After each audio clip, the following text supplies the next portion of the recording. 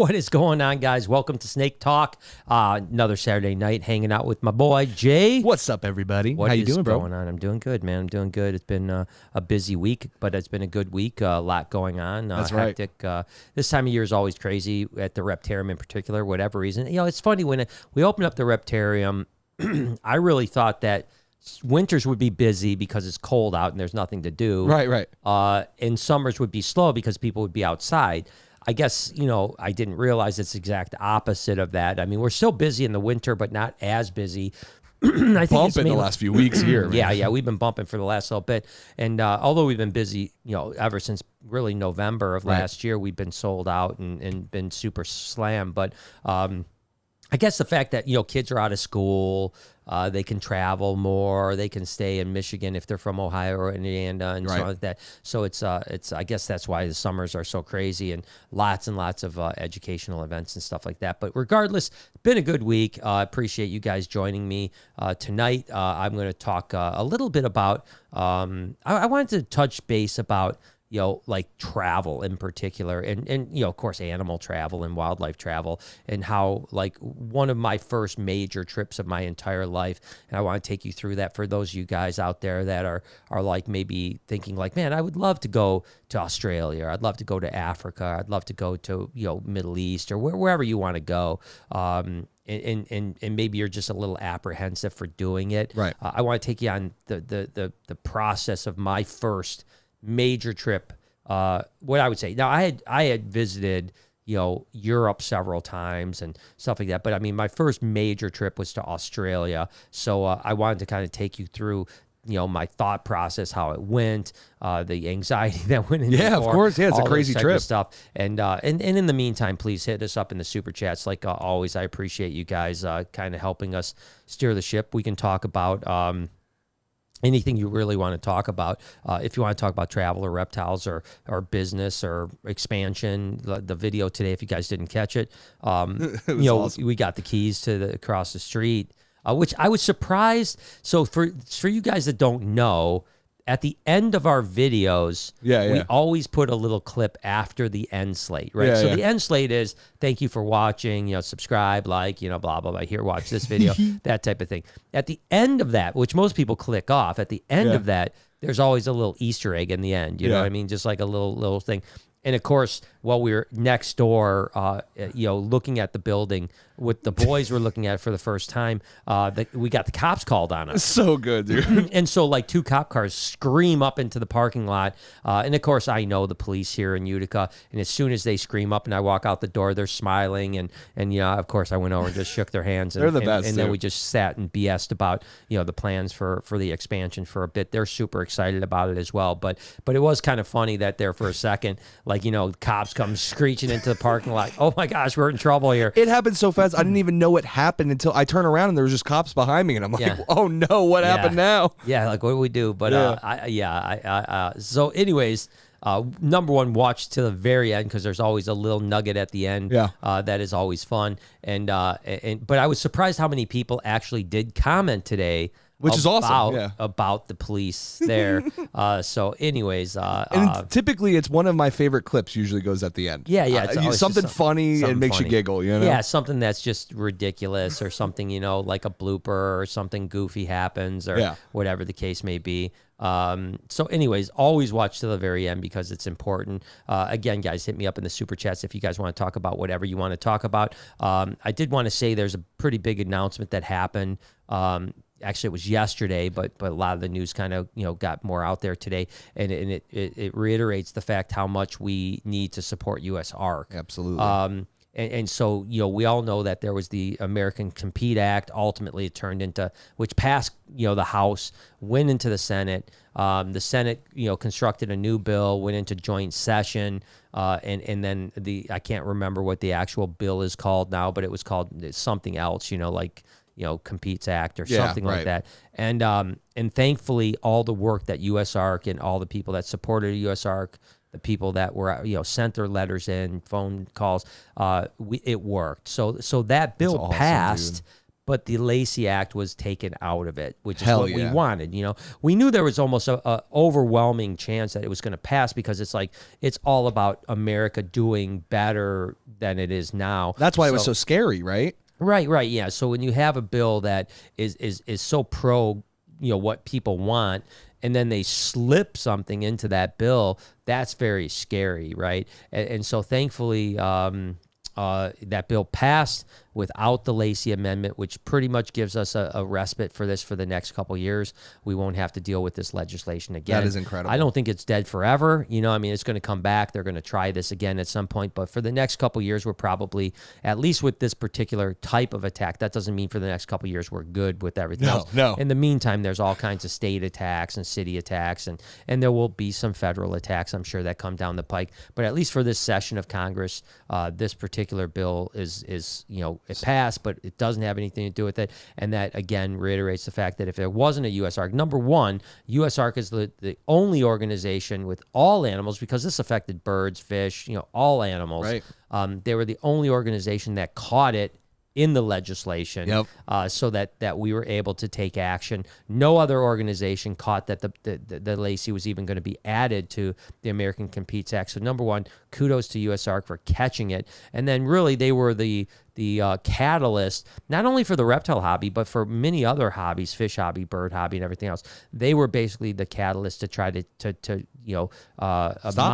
mount this front to compete and get it out of the legislation. So for those of you that don't think USARK does things for us, they saved our hobby once again. That's right. And if it wasn't for this, listen, if that bill passed and the Lacey Act was in it, we don't do the expansion. We don't do any, because we can't get fish across state lines. We can't get reptiles across state lines. We can't get birds across state lines. We can't get mammals across state lines. So literally, they saved my expansion. They saved a lot of your people expansion and the ability to do things. So way to go, USARK. And like I said, I'll continue to support them. Yeah, we appreciate it for sure. Yeah, and so it's important. So anyways, I got two super chats real quick. And then two super chats. You got two. Yeah, I got you got Tiffany. two of them? Tiffany says, how's Busy doing? And I can't wait for the expansion. You should have let the cops scare the boys a little before you came out. And happy late B-Day, Jay. Thank you so much. There you go. Well, it was funny because, of course, Jay, Jay Tingle, the edutainer, he ran right to the back. He's like, I'm out. I will say, without going into too much, he has been arrested in this city for not having a license to drive or something. I think it's on his bike. I think he didn't have the proper license on his motorcycle, and they did arrest him. Yeah. On his way to work, by the way. So he was coming to work and he got arrested. So the cops don't really like him that much here, which is a shame. Yeah, because he's a good guy. Mm-hmm. We love Jay. Yeah, but so he was a little worried, I think. And maybe, quite frankly, there's a chance that, maybe Jay was thinking, did I break into the building? Because I didn't really even explain why I had a key to the building. I didn't explain. Oh, that's right. I didn't even think of that because I knew already. Yeah, but I was just like, no one else did. Here's a key, and it could, I could have, it could have been whatever. We broke into the building, and now we're all getting arrested for trespassing. But thankfully, we're great with the police here in the city, and they were. Oh, they were the one police officer that pulled up knows you so well. Every time I'm at Bill and Sally's and he sees me, he's like, "How's everything going with the expansion, man?" Yeah. He loves. He's the a great guy. Really, every for me personally, same. Every police officer in the city has been nothing but kind to us and super supportive from the day we came into this business here 6-7 years ago in Utica, Michigan, and that's why we try to stay in Utica, Michigan. Is be loyal. The city loves us so much. The mayor, the city council, awesome. Police officers. I talked to a firefighter yesterday, by the way. Oh, that's awesome. At Bill and Sally's across, over at the gas station, and he had a 10-minute conversation with me about the building across the street and some of the things that I should be looking out for and stuff like that, because of course he has 25 years with the Utica fire department, so he's seen what's happened in that building over the last 25 years. Right. Just said, hey, you might want to be careful because one time the 2-inch water line broke and they had to repair it, so make sure you check it. Make sure you got that under control and blah blah, and all this other stuff. So yeah. Good. We love the city. Yeah. Lindsay says, listening 2 weeks in a row. Mark that one down. Go USARK. Wow. Jay, hope your birthday was amazing. Brian, how's my boy Pongo eating for you? It was great. Thank you. Yeah. Pongo's doing good, by the way. Been handling him as well. He's really really good. It's a cow reticulated python. I really think, although male retics are not as predictable as females. Yeah, I agree. He's still a great animal, and I think that he's a little bit. I think he's better than Night Fury. I think Night Fury. I just had Night Fury out literally 5 minutes before we went on right. with the podcast because we're open to the public, and someone said, "Can I see Night Fury?" And we have a rule here that I'm the only one that can take Night Fury out for people, just because listen, I don't want anything to happen when it's someone else. I'd rather it be me. I can read the animal well and so on like that. And I think Pongo is a similar animal to that will probably always have to be a little bit more careful than say a Perdita. But we love the animal. Lindsay, gave it to us, and it's absolutely a beautiful animal and doing really, really well. As far as what was the other question she had? Oh, let me see real fast. It was, I know she's talked about Jay's birthday, but 2 weeks in a row. Yeah. And then said go USARK. Yep. And then how's my boy Pongo? Yeah. Yeah. Oh, how is he eating for you? Yeah, he's in the freezer. Yeah, so eating great. He's been a lot of frozen rabbits in there. Frozen rabbits are next. No. That's what we thought. No, he's doing really good. I can't wait to continue to tame him out and get him. Like I said, he's been very predictable.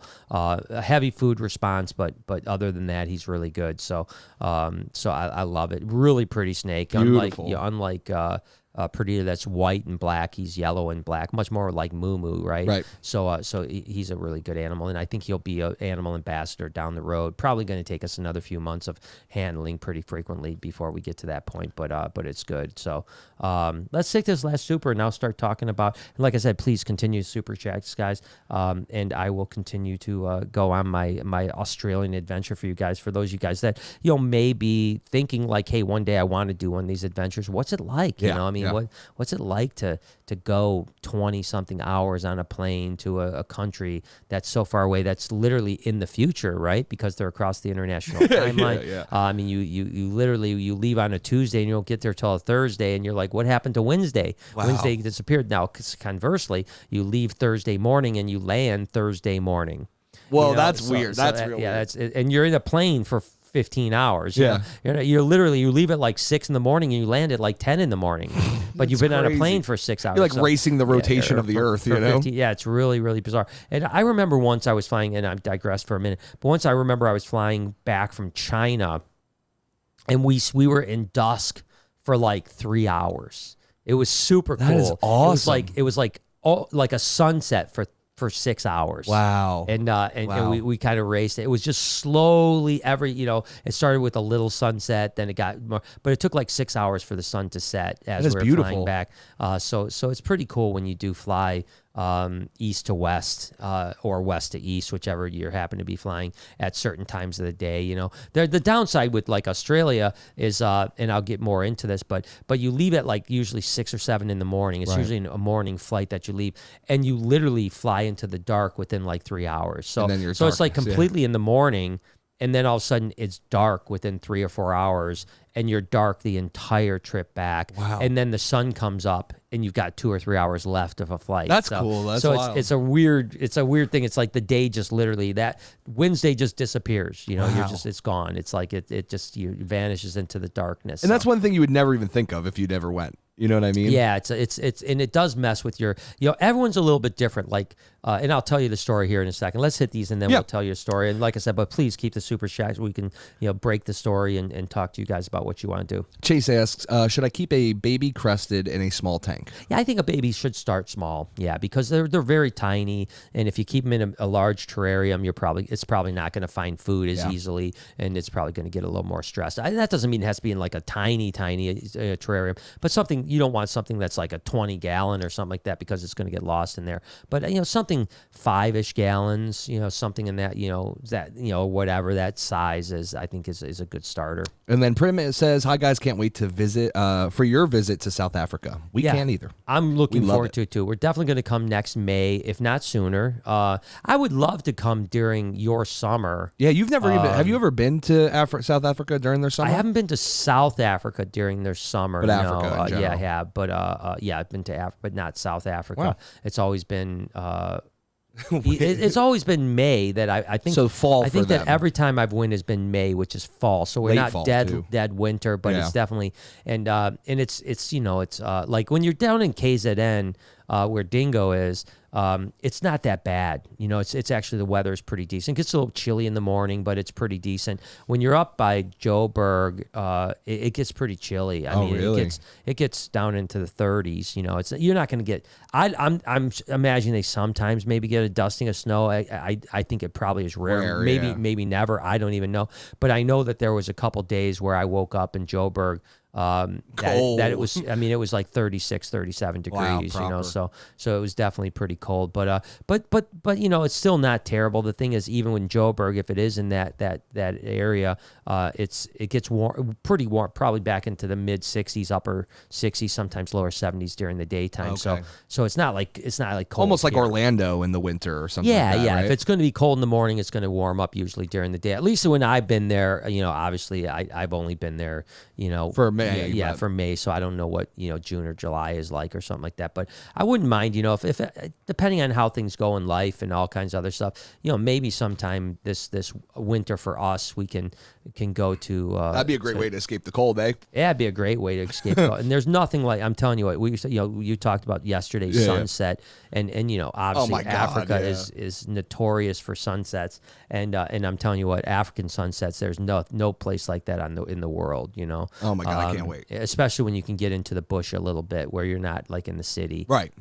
It's truly breathtaking. You know, you have an acacia tree in the background, and the sun is setting, and if you get so lucky as reddish to orange glow, see like a giraffe in the distance or something like yeah, that. it's Like just crazy. I you know, and before I get into the story, you know, I remember we were at Dakari Bush School for Kids, and we were leaving. It was probably a 2-hour drive back to I think we were staying in Jakudu at the time, and in Africa, and we left Daktari. And we were driving down the dirt road. Well, most of the roads were dirt roads, but the dirt road that was right off the way. And we had two vehicles, and the front vehicle had all the camera gear in it. I had one camera guy with me, his wife, and I think my buddy Peter Birch from Australia was with us in our van, and the other van was ahead of us and kind of took off, right? And so we literally, like Russ, who's the one camera guy that was from South Africa, he literally slams on the brakes, and it's like dusk. It's not sunset yet, but it's still starting to get golden hour, right? It's golden hour. And he slams on the brakes, and literally there's a hill in the distance. There's acacia trees, and there's not a giraffe, but there's an antelope. So good. Right on top of the mountain. Like, I mean, silhouetted. Yeah. With the orange background of like the kind of golden hour, but we didn't have a camera. You know what, dude? Sometimes it's all right, but it's so iconic though, right? Yeah, it makes you think of Lion King. He was so bummed, man. He was so bummed that dude, it makes your heart hurt. Dude. Yeah, he was like, "Oh, I can't believe." And this was before, you know, cell phone. I mean, no, I take that back. I did have an iPhone with me at that time. I don't know why we didn't take a picture of it. Probably because it was still far enough away where the iPhone. It was probably like an iPhone 1. And I was gonna say the cameras weren't that great on those, and not only that, but there's when you're doing photography a lot, it's very hard to take a picture with your phone because you're like, I know this photo would be incredible on my camera, so you're just like, I'm just gonna look at it. Yeah, and that's what we ended up doing. We sat there for a minute, and it was pretty amazing. What a moment. And there's so many amazing moments on my trips to Africa. But anyways, let's start with Australia, and then you guys better blow up these super chats because you guys are being weak from me tonight. Weak, dude. So let's just go on, man. I mean, I might just sit here and wait. You know, just quiet time, little quiet time with the Barczyks. Yeah, I'm going to punish you guys for silent treatment. Silent treatment. But so anyways, let's start with this. So I got invited to. This is my first time. I've been to Australia 9 times. Crazy. Can't wait till I get there to my 10th time in double digits. But I've been to Australia 9 times. And the first very time that I was offered, I can't remember what year it is, but it was 15 years ago or whatever the case is, maybe 18 years ago. I don't really remember exactly, but a guy that promoted what they called the Easter show at the time, which is a reptile show that happened around Easter, of course. He contacted me, and I didn't have a big follow. I didn't have hardly any follow. It wasn't that long ago because I did do snake bites at the time, which is 14 years ago. 14. But it was probably like 1 year into snake bites, so it was probably 13 years ago. And like I had said, I had been to Europe. I've obviously traveled all over the country and stuff like that, you know, Mexico, but Canada. But I'd never done like a really long haul trip. I mean, I guess theoretically long haul is Europe, but but I'm talking like Africa, Australia, Indonesia, China, long, Japan. Those are much different things. I'd never done that, and it seems so daunting to me. But he reaches out to me, and he's like, hey, listen, one of the people that help us with this thing loves watching your YouTube channel. At the time, you got to remember, I might have been one of 2 people on YouTube that were doing reptile content. Right. I think it was literally myself and the Viper Keeper at the time, and that was it. So he reached out and he said, "Hey, we'd like you to do a keynote speech. We'll pay all your expenses if you want to fly down there. We'll fly you and your wife and pay all your expenses while you're here. If you could come down and do a keynote speech." And the way they did it, and I really never understood why reptile shows are different here. Number one, their reptile shows have a like best in show, which I think is super cool. Yeah, that's really cool. So like what happens is Sunday, they have like all these little like kind of generic cages set up, and there's like Antaracia, and there's this and there's that and whatever, and people vote. They go by and they vote, and then ultimately you get best in show if you have something that is whatever. And there's like, best runner up, whatever the case is. And I think there's a couple different categories. But there's one thing I think that I can't believe someone in our reptile hobby hasn't done here, because I think that's a really cool interactive experience. Right. And then 2, and Heidi did this for us at the show in Joburg, her show, the SOS show. It was a little bit different, but similar, where they sold like tickets to a keynote speech, right? Now with Heidi, it was just kind of like, like people, standing around or sit, they set up chairs and I kind of just gave a talk, with the Easter show, it was actually dinner. It was almost like you were going to a wedding banquet. That's cool. Yeah. So it was like $100, but you got dinner in like a banquet type setting. I mean, it literally was like I've been to weddings similar. It was really nice dinner.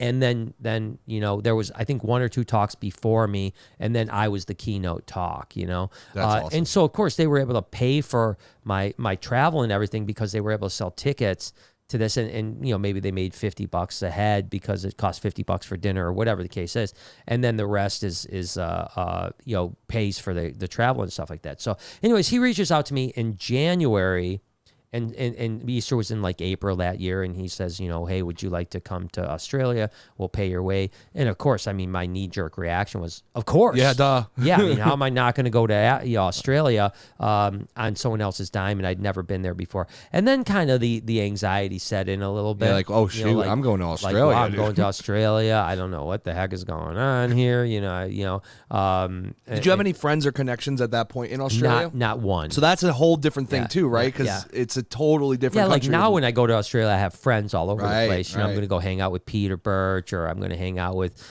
Chris Smith, or I'm going to hang. I mean, the K brothers. I'm going to hang out with. There's people. Adam Thorne from Kings of Pain. I've got friends all over the place in Australia. So anyways, so I talked to Lori. She's like, yeah, let's go. It sounds good. Let's do it. And so obviously the show itself was in a place called Homebush, which was actually where the Olympics were held when they were in Sydney. Wow, that's awesome. And much like, a lot of people don't know this, but much like a lot of places where they build a Olympic village and then it's never used again. And it's just like ghost town, right? It's like ghost town. And so, of course, they would do conventions, and because they had all kinds, tons and tons of buildings there. And so that's where it was. It's about a 2.5-hour drive from Sydney. So he's like, hey, we'll fly you into Sydney. You can stay at Darling Harbour, which is like a kind of nice little, like, it's in Sydney proper, but it's like a little like cute little place. I guess people go for like vacation-y type of thing. Yeah. I don't really get it, because if you're going to, you can walk to the Opera House from Darling Harbour. Oh, really? It's not like you're going an hour outside the city. It's not like Mackinac Island or something. No, it's literally like you walk across the bridge, Darling Harbour, and you're in Sydney. Oh, that's crazy. Yeah. But it's a beautiful, little area, Quaint and I guess place. it's like whatever. And this particular guy, Anthony Stimson was his name. He had a condo right on the harbor, and he's like, you guys can stay for the first 4 days. You guys can stay at the condo. You fly in. We'll have a car pick you up, drop you off at the place, hang out in Darling Harbour for a few days, and then we'll have a car pick you up and drive you to Homebush. and then there's 2 days of homebush, and then you're on your own. If you want to stay longer, it's on your dime. We'll fly you back, but and I'm like, well, I'm not going to go to Australia for 4 days. Right. Although I have done that once. I think the shortest time I was ever in Australia was 4 days. It was, on the ground in Australia for 4 days. So it was 2 days of travel. Yeah, 2 days of travel and 4 days of on the ground. So I was gone 6 or 7 days. But anyways.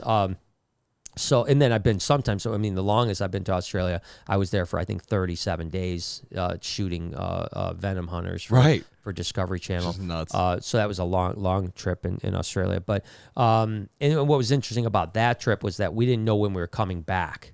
Like, we had no idea when like the day before we flew back from Discovery, the day before is when they sent an email to all of us like, okay, you're good. And they said, hey, you can either come back tomorrow or you can stay an extra day and enjoy the city. Right. But I'd already been to Australia 8 times at that point, and I'd been 30 to Sydney. days. Yeah. And I was like, all the crew were like, oh my God, let's just hang out in the city and have fun in Sydney. I was like, I've already done Sydney. And then Chewy was with me, and Chewy was homesick. So even though he had never really experienced Sydney, he was like, I'm getting home. I just want to go home. So we flew back. But anyways, let's hit a couple supers, and then I'll pick the trip up on what happened after I committed to going and what the next steps were. Fish Finder says, what do you use for water bowls with your hatchling and adult black rat snakes? I'm hoping to find something easy to maintain. Yeah, so we use couplings, like PVC couplings. Yeah, they're great. With 8-ounce cups for babies and then 16-ounce cups for adults. Yeah, that's a perfect one. And that way you've got, a deli cup that you can either, number one, just dump out and recycle, or you can actually dump out and wash and put back in, and they work out great. So that's what we use, and we've been doing that for 20 years, so 25 years, something like that.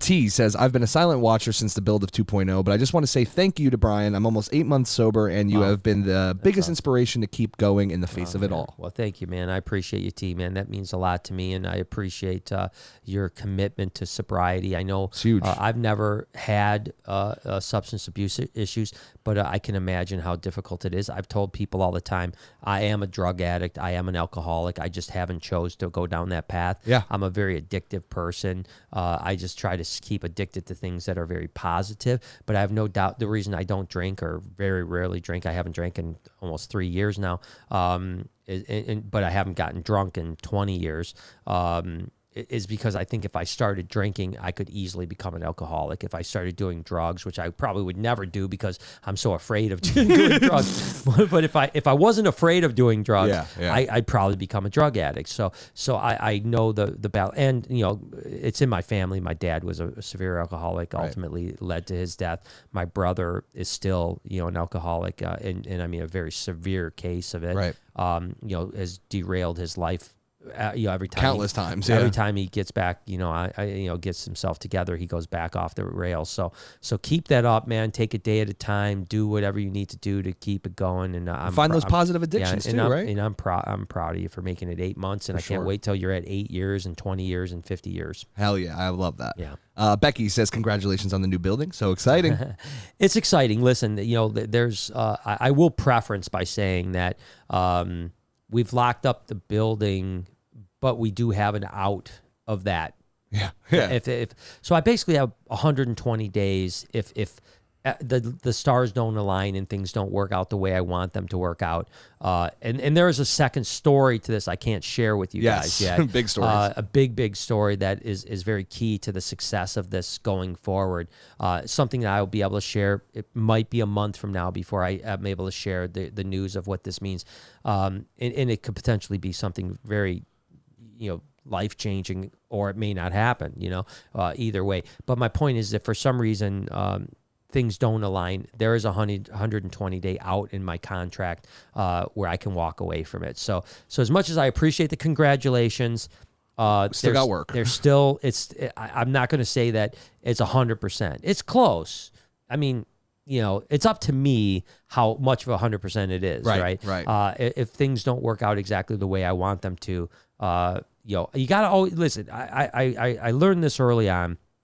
in business is that to make a good business deal, you have to be willing to lose the deal. Yeah, you that's know. right. So when you fall in love with something so much that you lose track of what you're trying to achieve, that's when you get in trouble, right? So you have to, love what you do and be obsessed with the opportunity. And I'm obsessed with, I can see the building in my head, I can see the experiences, I can see the whole thing in my head. I now have visually owned it. And that's something that took a little bit more time because initially I visually owned this building that I'm in now with a second floor. And so when we started working on across the street about 2.5 months ago, that's how this process started, is about 2.5 months ago. And it literally started on a Saturday night, just like tonight, when I was at the Reptarium during open hours, and I looked over and there was a sign that said, "We're moving." To the thrift store that was there, that had been there not only since I did the building, but many years before that. And so when I saw that we're moving, that's when the process started, which was about 10 weeks ago.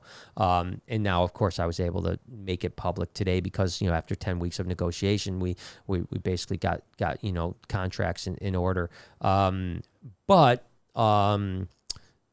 took a while to visually own it. You know what I mean? Right. I'm now pretty much at that point where I visualize every moment of what it's going to be like, and I can see it, I can feel it, I can taste it. That being said, as much as I love it, there's also some business things that have to happen that have to make sense, and if they don't make sense after the next 120 days of due diligence, I have to be willing to walk away and say, hey, it's just not meant to be. Yep. And it'll be a really sad day if that happens. I'll be really, really, really, really disappointed, but I will make the decision that's best for me, my health, my family, my crew, everybody. I'm going to make the best decision. So we'll see what happens. So I'll take the congratulations as a premature congratulations, but hang on to the champagne for the moment, and we'll crack that bottle here. It's just funny in a little bit because the next super chat says congrats, and there's champagne bottles. That's perfect. I didn't even see it. So. Melissa says congrats. I'm so excited for you guys. This is going to be so amazing. Can't wait to see it all come to fruition. Love you guys. And thank you, Melissa. And that's the thing, right? Is like, I mean, the idea, the feel, this has been the dream, not just it's in the last 4 years since I opened up the Reptarium, but my entire life. You got to remember, my love of reptiles started in an aquarium, right? Yep. At the Belle Isle Aquarium. And I've always loved aquariums as much as I've loved reptiles. Right.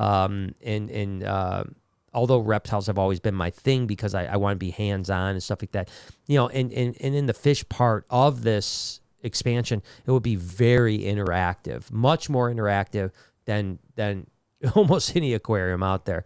I mean, we've thought long and hard about how we can, listen, there's an aquarium, local aquarium here, 30 minutes away or something like that. And I love it. I think it's super cool. It's like $28 to get in, which is pretty pricey. Ours will definitely be way cheaper, about half that price.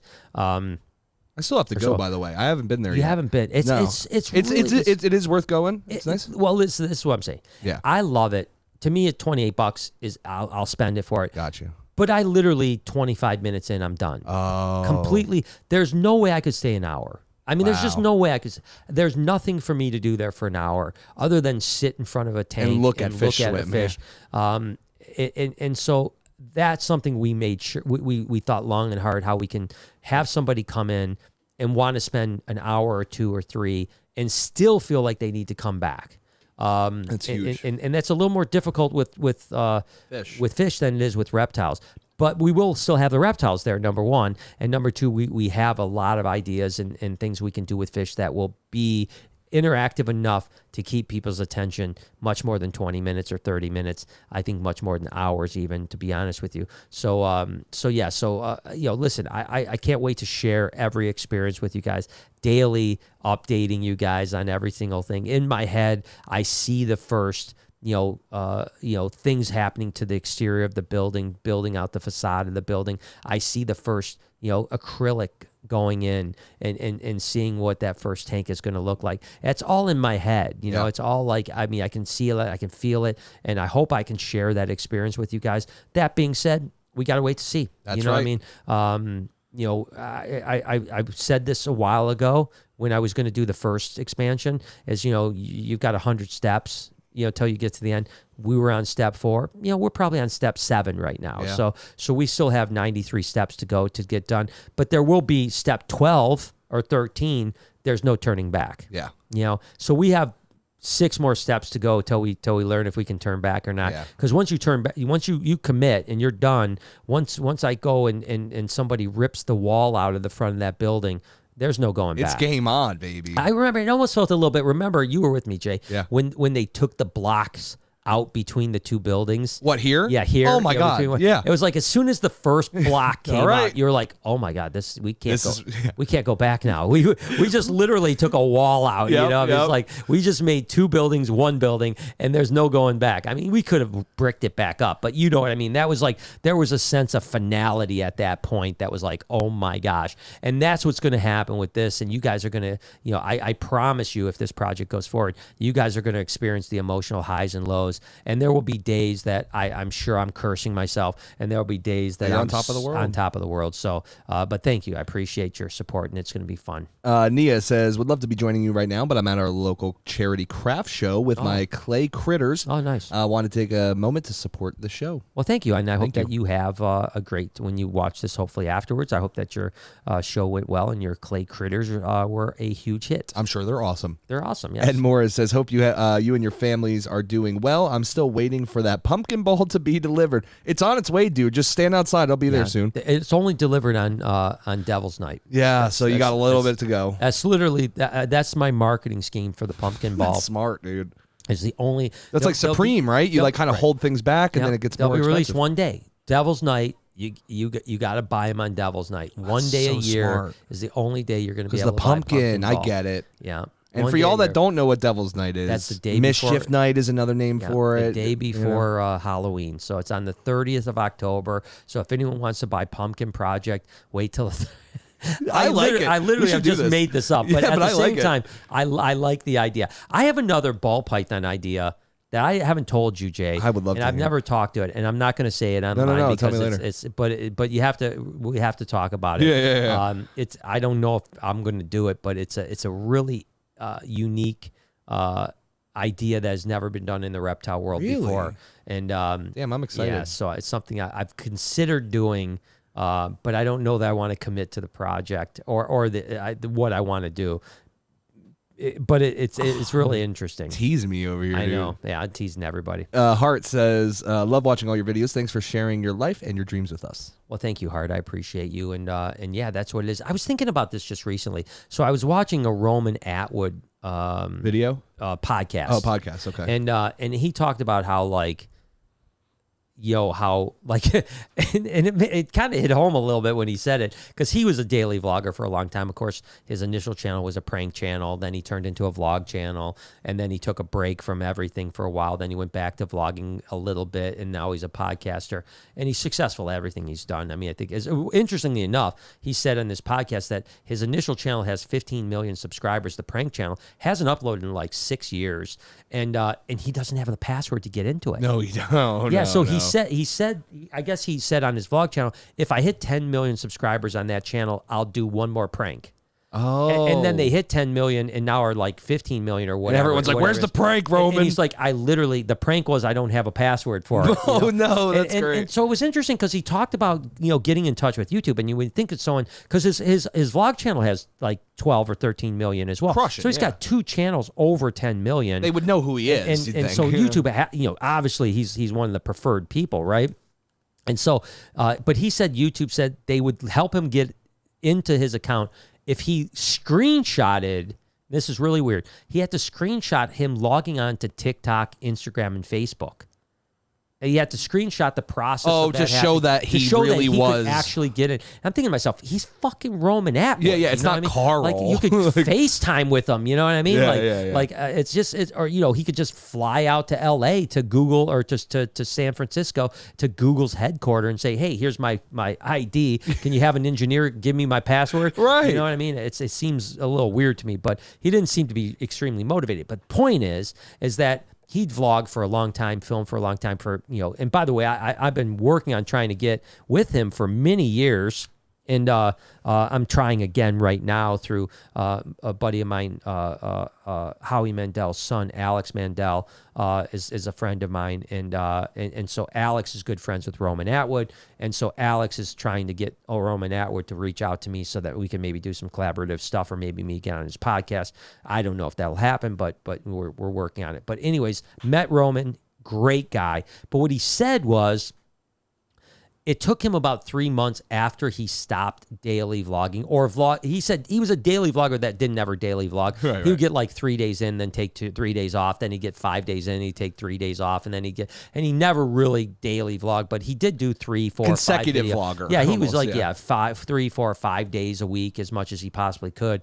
And but he said it took him about 3 months after he stopped vlogging, and boy, this hit me. It hit me when he said this. He said because what would happen was he has 5 kids, and I think he has one on the way too. Like, I think he's got 5 pumping kids. Them out, huh? Yeah, he's just COVID got him, man. And I get this, and you'll get this too, Jay. Is like he said, like, his kids would be like, "Hey, let's go hiking to that waterfall," and he'd be like, "No, we're not vlogging today." Oh, dude, I know. I know. It's almost like you get to a point, and this, if it's not for the vlog, I ain't doing it. Like, why would I go do that if I'm not filming it? Yeah, you know what I mean? dude. And that is a scary thing to get into that position in life. And after doing daily or close to daily vlogging for 6 years, and YouTubing for 14 years. It really does get to a point where you forgot what it's like to be a person without filming. Yeah, you just don't remember how to take a day away from filming. Like, everything that happens, like, I got to film this. Yeah, I got to film of course. this. I got to film this. And he said it took him about 3 months to finally wake up one morning and go, I could just live life without a camera. Yeah. And he said it was so refreshing. Yeah, and so it is amazing. hard though, because even by myself, like for photography, like a lot of times, like if I don't, like say if I forgot my camera here, I'm not going out. Yeah, it's just because it's like I know I'm gonna go out and see the dopest thing the day I don't have my camera. Like you said with the antelope in Africa, right? Yeah. You wouldn't have seen it if you had your camera. That's just how it works. You know? Exactly. And so, I cool, think we're gonna, we've got a lot to accomplish, so that I don't see us slowing down anytime soon. We may change the schedule up a little bit. We may do some things, but for the most part, we're pretty committed to content, especially if the expansion does happen. We're going to want to document that as much as we possibly can. And there's so much more I want to try to achieve over the coming months and years. But one day I'll be talking like Roman Atwood and say, wow, when I walked away from that and only started doing 2 videos a week or 3 videos a week, wow, it's how my life changed or whatever. It's got to be pretty. I don't even understand how it would feel at this point. So it's wild. Yeah. And then Morph Mixology says, "What's up, boys? Just listening while I snake." He disappeared. Snake shop on Morph Market. By the way, anyone want to buy what I got? What you got, bro? Yeah, I seen his list. He's got some really nice stuff. So go check out Morph Market. Check out my boy Mixed Morphology's stuff, because he has some nice stuff for sale. He really does. Yeah, he had dope stuff. The market's slowing down a little bit right now. I think anyone that says anything different, you guys know I'm always really honest with you guys. And sales are just tighter, you know. And I think it's going to be for the next at least year or 2 years, maybe even 3 years. It doesn't mean that it's bad. I talked to Oz the other day from Ozzy Boyd's, and he said that his $20,000 snakes are selling before he even lists them, but his retail, like normal consumer $400 to $1,500 snakes, he said are really slow right now. The pet hobby is slowed down. Yeah, right? I mean the ballers are still balling. Yeah. They're all selling to each other. But the guys that are just used to buy a $5,000 snake or a $1,500 snake or a $400 snake, those guys are slowed back really hardcore. Yeah. So I think we're just into it for a while, and that's the way it's going to be. And I've been through this, in a few recessions, and although we aren't technically in a recession yet, I think we're heading there. And it's just going to be, you just got to tighten it up a little bit. And it still doesn't mean that you can't do well. It just means you're not going to do as well as you used to, And then it'll cycle out, and you'll crush it on the other side. That's right. Yep. Dylan says, "Love seeing the passion you have for animals. I've been into reptiles my entire life, and seeing someone as great as you succeed in their dreams with reptiles is amazing. I'll be there when it opens up." Thank you so much. I appreciate you, man. And yeah, I think that's a big portion of what I care about in life, right? Is not only the animals, but also to show people to follow your dreams and your passion. I think that's it's huge. That's huge for me. I mean, I when I hear comments like you just have, or talk to people here at the Reptarium with their stories of what kind of impact we make. That's what motivates me more than anything. I mean, I want people to understand that I'm just an average guy that came from a poor family that is now living his dream to the fullest. And that's something more than I think 99% of people can do, and that's not can do, but end up doing. So anyone can do anything. And that's the point of the inspiration. So thank you so much, and keep following that passion. Melissa came back to say, I have 3 19-year-old fish. I've had them since babies. I can hand feed one of them, so I'm super excited for the aquarium too. Fingers crossed it works out. Yeah, I hope so. I really do. Yeah. And I think it is cool. I think you can interact with fish a lot more than people realize. Yeah. I mean, you can't pick them up and play with them and pet them and stuff like that, but you can certainly interact with them. Visually with each other. They'll see you, come up to you, and you can wave at them. Yeah, I mean, our koi, at home, I just have 4 koi. Well, no, I take that back. I have 3 koi because of Heron got you? Heron got it? Heron got one of my little koi pterodactyls, dude. Yeah, he got one of my smallest koi. It was still a big koi, but it was the smallest of the 4, and it came in and got it. So that's damn birds. I was pretty bummed because I really love that fish. But they see me and they come up. They come up to me because they know they're getting fed, and as soon as they see me walk up to the pond, they're just like, Brian, Dad, feed me, and it's super cool. Awesome. So there's a lot of opportunity to have some really cool interactions. Now I know they've target trained sharks. Has anyone worked on target training like regular fish? I mean, a shark is a fish, I think they have. Because that would be really cool too. Even to just imagine like giving a kid a ball that he can move by the glass, and the animal will move with it. Well, I know in particular, and it may have been, I can't remember what aquarium I was at. Right. I can't remember what aquarium I was at, but archer fish, do you know those? Yeah. They actually spit, they'll spit bugs out of the air. Yeah. They had them target trained. I think it was the shed. Now that I think about it, they had them target trained to hit a bullseye. Get out. And if they hit a bullseye, they got a shrimp. What? And so literally, as soon as the target bullseye came down, the archer fish would come and spit at it, and then they would get rewarded with fish. So how cool. You can absolutely target train them for sure.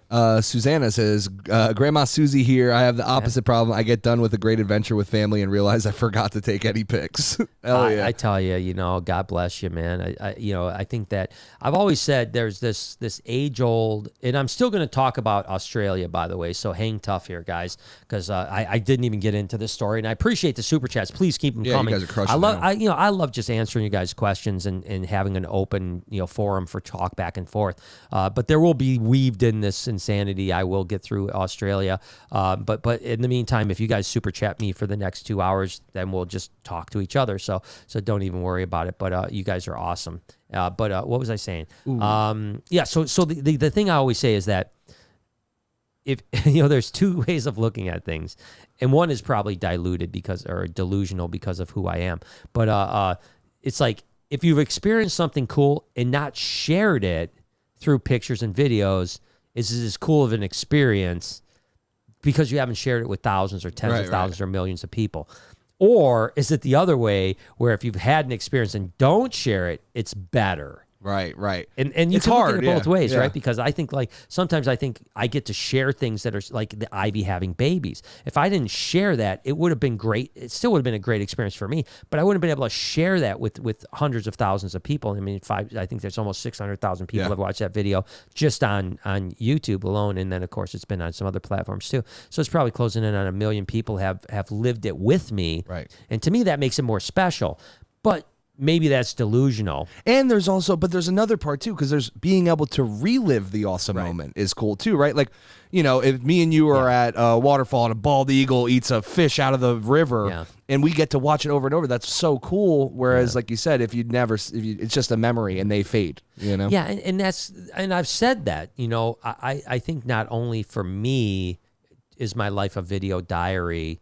And you don't see everything, obviously. Yeah. But like the animal side and the business side, and sometimes the personal side, are in the vlog. But I think not only is that a video diary for myself, but I think maybe even more importantly, my grandkids and my great grandkids will one day be able to look back and say, "Oh man, do you remember when Pop did this?" Or I think it's going to be weird. I said, Noah and Jade grew up with me, getting into it. So they've kind of rode this wave with me. I think it's going to be interesting when Nathan's like Nathan 10. goes to school and like his classmates watch our video. That'd be so good, like, dude. And then it might be awkward for him, but it also might be really cool for him. So the good part is that you're grandfather, so it's not as awkward. If dad is like, oh, my dad's famous or whatever, but grandfather's cool. Yeah. You know what I mean? I hope so. No, it is, because think about it, like. Most people, like if they're, so for instance, like you do animals, most kids that grow up in that situation probably wouldn't do animals. But grandkids usually are like more willing to accept their grandfather or mother's habits and stuff. Yeah, let's hope so. I think it'll be cool. And like I said, hopefully he, not only him, but any other grandkids I have, and then, his kids or my other grandkids' kids when I get into great-grandkids, whether I'm alive or dead, doesn't matter. Hopefully I'll be alive. But, so I guess it matters. But it'll be cool for them to look back and see their family. They'll be able to see Uncle Noah, and they'll be able to see, grandma family. and everybody. Themselves as a baby. And hopefully we'll have, an empire by that point and a legacy that's amazing that they'll be able to look back and see how it all grew. So that's another part that's important to me as well, beyond, you guys that are watching, which are obviously very important to me too, but it's kind of cool. Jasmine throwing a 50 bone on the table. Thank you, Jasmine. She says, my girls and I love watching your vids.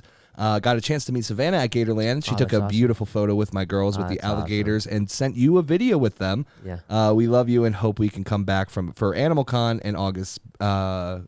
in August B-Day gift. Love you.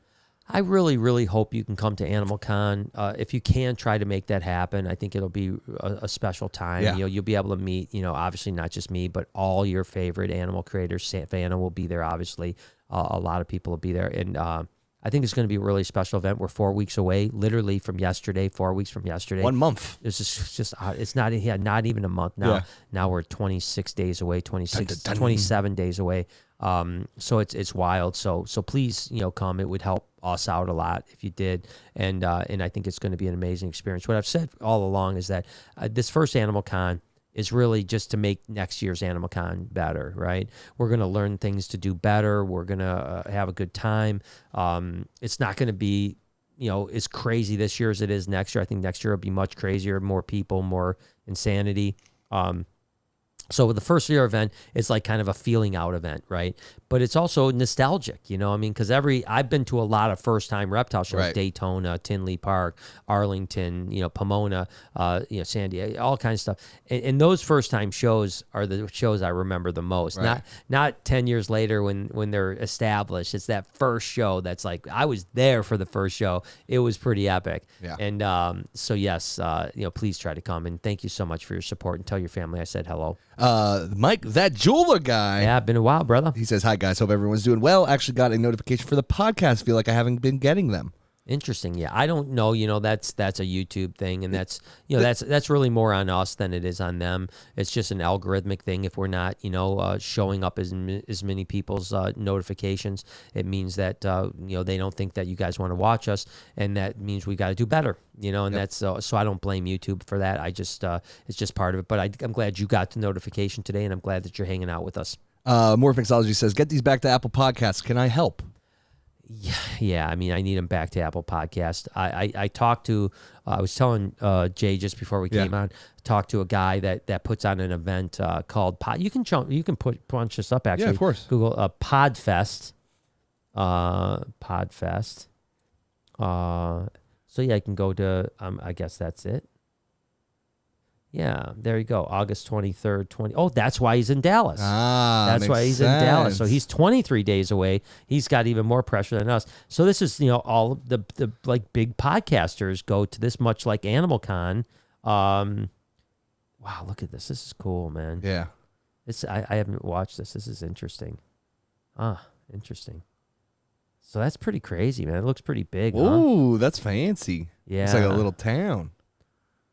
How cool is that, huh?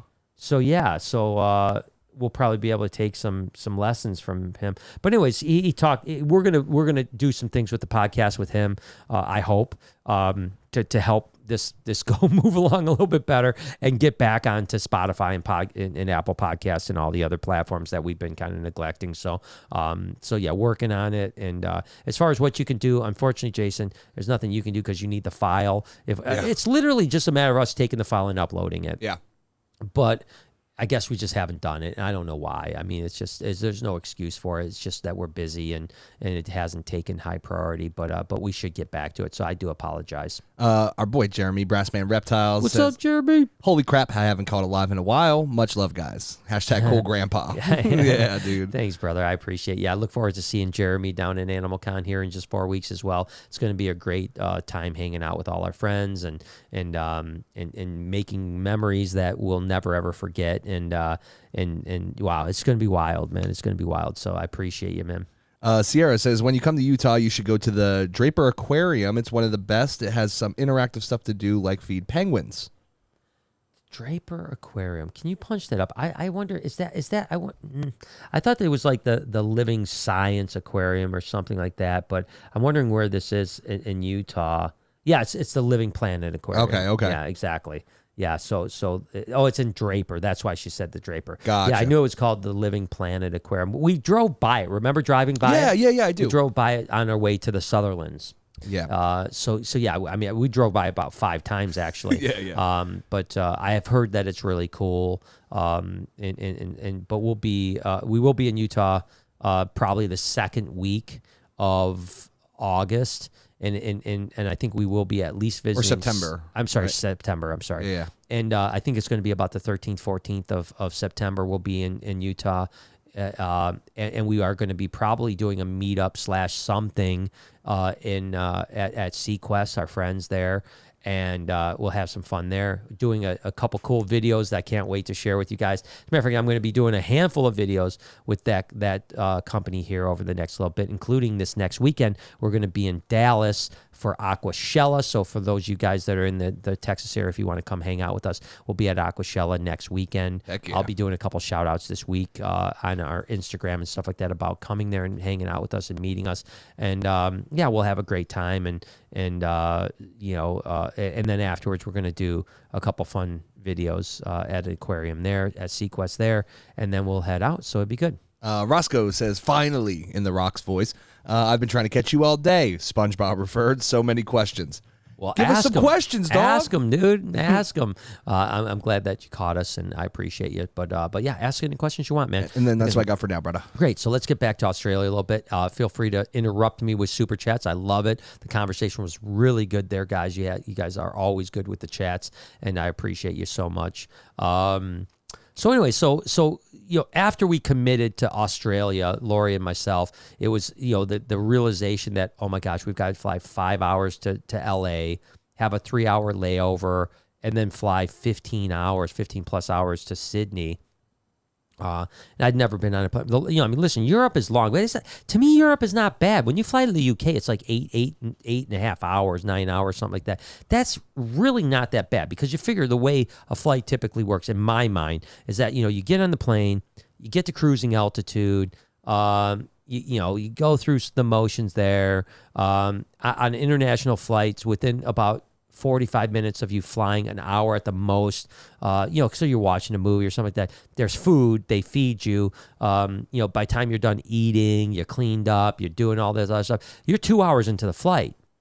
So now you only got 6 hours left. You watch a couple movies really quick, and all of a sudden you're like, man, I've only got 2 hours left, and we're landing. And then, of course, about an hour and a half or so before you land, they feed you again. So then, the last hour and a half, you're eating breakfast or doing or whatever dinner it is, and then all of a sudden you're like, okay, we're 10 minutes away from landing. So 8-hour flights go by pretty quick in my eyes. It's not that they're quick, but you can make it through it. Yeah. But there's a big difference between an 8-hour flight and a 15, 16-hour flight. Yes. Obviously twice as long, right? So I had a lot of kind of anxiety about like what are you going to do after 8 hours? Yeah, what are you going to do after 8 hours and how would I mentally handle it? Again, when you're over the Pacific, 8 hours over the Pacific heading to the South Sea, you're you're not getting off the plane. You know what I mean? Like, you're pretty much committed, at that point. They're not turning around or they're not dropping you off. There's nowhere to go. You're there, and that was a stressful experience in my first long haul flight. So I remember talking to my therapist at the time a bunch about it, and just being like, wow, this is crazy. Am I going to be okay? But it actually went pretty well, to be honest with you. Again, the flight to LA I'd done many, many times. So, you land in LA. The thing that's interesting is I don't sleep on a plane. But by the time you get to LA, it's, when you're flying to Australia, it's usually like 8 o'clock at night, their time, which is like 11 o'clock at night, our time, right? So you're already at like 11 o'clock at night, our time, and then you have like a 3-hour layover. So by the time you take off, it's like 1:30, 2 o'clock in the morning. You're pretty tired, right? So again, you take off. Same thing, they feed you, you get settled in, stuff like that. You're a couple hours into the flight. Now you're resting. I don't sleep, but I'm like kind of in chill mode. I'm tired. I'm kind of like, just like groggy and stuff like that. I'm watching movies. Maybe I doze off for 10 minutes at a time here and there. But it seems like, that 6 or so hours goes by pretty quick. By the time you're like 6-7 hours into it, it's like, oh, that, went by pretty quick. I always say like when you're driving somewhere, right? Like if it's a 10-hour drive, 4 hours seems like nothing. Right. But if it's a 4-hour drive, 4 hours seems long. You know what I mean? If you're like, oh, we're 4 hours into this 10-hour drive, that went by quick. Yeah. But if your destination is 4 hours, you're like, man, are we there yet? You know? So that's kind of how it is it's 15, 16 hours. So you don't get excited as early. Yeah. So, the first 6-7 hours go by quick. Now, I've flown, I don't know, I haven't flown in the last few years long haul flights, so I don't know how I'll feel now, but I know I gotten to the point, because I'd flown to Australia so many times, and Africa and China and Indonesia and Japan and all these places, that really got to a point where like I got used to it. But the first couple times I flew to Australia or Africa, which are obviously very long flights, I remember being like 7 hours left, and that was always like the time when I'd be like, I want to die. I'm 10 hours into this flight or 9 hours into this flight or whatever it might be, and we still have 7 freaking hours to go, and my butt hurts from sitting down. I hate this. And that's the other thing that I learned is that, stand up, walk around every hour or two, up and down the aisle, try to stand up. Maybe there's a little galley area, which there typically is, that you can stand up and just kind of like, okay, I'm good. Especially if there's not turbulence, you can stand up for a little bit. Drink a lot of water, because you'll dehydrate a tremendous amount on a plane. So like I just crush water like the entire trip. And what's that notification? It always comes up. It'll say like about ads. Oh, okay, interesting. Yeah. Interesting. I was like, what's that? I know. Yeah. But so anyways, we made it there, and what was interesting was that we landed. Again, it was like 6 o'clock in the morning. First time I'd ever been through this. I adjust pretty well to time zones. Like I could fly to LA, and tomorrow I'm on LA time. Right. Like one day I'm on LA time. I could fly to Europe. I'm on Europe time in one day. I could fly to Africa because it's 6 hours. 100% one day I'm on their time. Easy peasy. Australia is a little bit more difficult. Indonesia is definitely more difficult. Those are both 12-hour differences, 12 to 14-hour differences. So when it's 12 o'clock at night, you feel like it's noon. Yeah. In your head, right? And so what I was told by a bunch of my friends that travel a lot is that, and I always implemented this when I go to LA or when I go to Europe, is that, try to get on the first day, get on their time. So like we land at like 6:30 in the morning. By the time we get to Darling Harbor, it's like 8:30, because you got to go through customs, all that other stuff. Just it's like 8:39. Right? And the idea is like stay awake till at least 8 o'clock at night. Yeah. I mean, whatever you do. But this is the first time I'm on a 12 or 13-hour time difference, right? It's just me and Lori. We're not around friends. We don't know anybody. We don't know a single person in Australia except for Anthony Stimson, which is actually, not even around. I don't meet him for another 4 days. Is he Stimson, Python Stimson? Not, or is different person? Okay, that would have been There's cool. a lot of Stimsons in Australia. That's a pretty common name. So anyways, so we Yeah, I remember, we were excited at first, right? Because now you're excited. You landed, you're like pumped up. We did it. Adrenaline's so we're literally in Sydney. Wow, we're at Sydney. And I remember we're in Darling Harbor, and we're like, how far is the Opera House? And it's like a 3-mile hike, And we're like, but we'll just go through the city, And so we walk across the harbor, we walk through the city, we stop at a couple shops, we get a little bit of food. We eventually get to the actual Sydney Harbor, where the Sydney Harbor Bridge is. The Opera House is there. There's a botanical gardens there that is absolutely gorgeous. We spend 5 hours just hanging out in that area. Like, oh my God, this is amazing. We walk back. It feels like it's like midnight. We get back to the condo. It's like 3 p.m. Like 3 p.m, and it feels like midnight. Yeah. And I was like, you gotta stay up till at least 8 o'clock. So we're like just struggling, man. We're just like struggling. You know how your brain gets like and that. so we're like, let's just go walk again. Let's just go walk. So we walk around Sydney for 2 or 3 hours. It's about 6 o'clock now, and we're all like, we're hungry. Let's sit down in Darling Harbor. There's all these cool restaurants right on the harbor, outside. The weather is beautiful. Because when we went there, it was basically the end of summer, and so it was absolutely beautiful weather. And so we sit down. Number one, it was a weird experience because we'd never eaten in Australia before. Number one, their food extremely expensive. I mean, like a hamburger and fries and a drink's like $25. Sheesh. Like $25, $30. So we order our food. I think I got a hamburger and fries. Ironically enough, it takes an enormous amount of time to get the food. Really? And then we get the food. And the thing that's different in Australia and some other countries are this way too. And my friends from Australia and other countries, when they come to America, they hate it, what we do here. The waiter will never come back and ask you for anything at all, ever. They're not going to come back and say, do you need another drink? They're not going to come back, how's your food? They're not going to come back and say, hey, do you need that? Number one, there's no free refills on anything, right? Nothing. You don't get free water. You don't get free soda. Oh, no? If you want another soda, you pay for another soda. Right. And that's that way almost in every country besides America. That's why my friends from Australia, when they come here, they love it. They'll be like drinking like 12 Cokes. Yeah. They'll be like, oh my God, I get all this free Cokes, man. This is great. I'm bringing this home. Yeah, this is awesome. I'm drinking like a fish. But then the last thing we noticed was like, we're finished eating now and no one's bringing us our bill.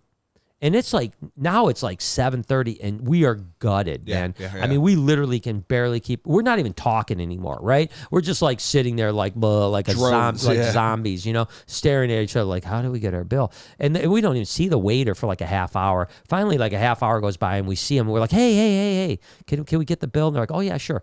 But I guess that's just the way they are. Like, and every time I've been to Australia, that's been the kind of way you get waited on. You don't, get like, they don't have service. I was gonna say, do they do tips in like Australia? No tips at all. Okay, Zero so that tips. makes more sense too. And it's added in. So it's like a value added tax. So Right. in your bill, there's like a 10% or 15% or whatever percent tax for the or like tip tax, whatever you want to call it. And the waiters get that no matter what. But you don't tip them anything extra. That's why a lot of times, hospitality people here in America don't like serving Europeans or Australians because they don't tip, because they don't know they're supposed to tip, or they haven't learned the etiquette of tipping, right?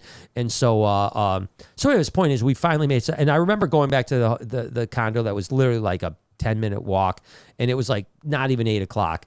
And literally, we both passed out within seconds. I mean, like, I was like, I can't stay awake for one more minute, because we were both like, maybe we could stay awake till 9 o'clock. Now, mind you, we had nothing to do for like 3 days. There was like nothing to do. So we're just going to explore, that's what we're going to do. So it wasn't like I had to wake up for anything. I didn't have to do anything. And so we nodded out. I mean, we were just nodded out, and we slept like 10 hours, we woke up at like 6 in the morning. And I felt pretty good. I felt a little bit jet lagged, but not too terribly bad. Lori, unfortunately, suffered really the whole 7 days we were there. She suffered with where she just couldn't quite get on the schedule. She always felt a little bit like headachy, which is sometimes that comes from jet lag. a little dizzy, and stuff like that. And she never really recuperated. But at the same time, Lori does the same thing when we go to Las Vegas or LA.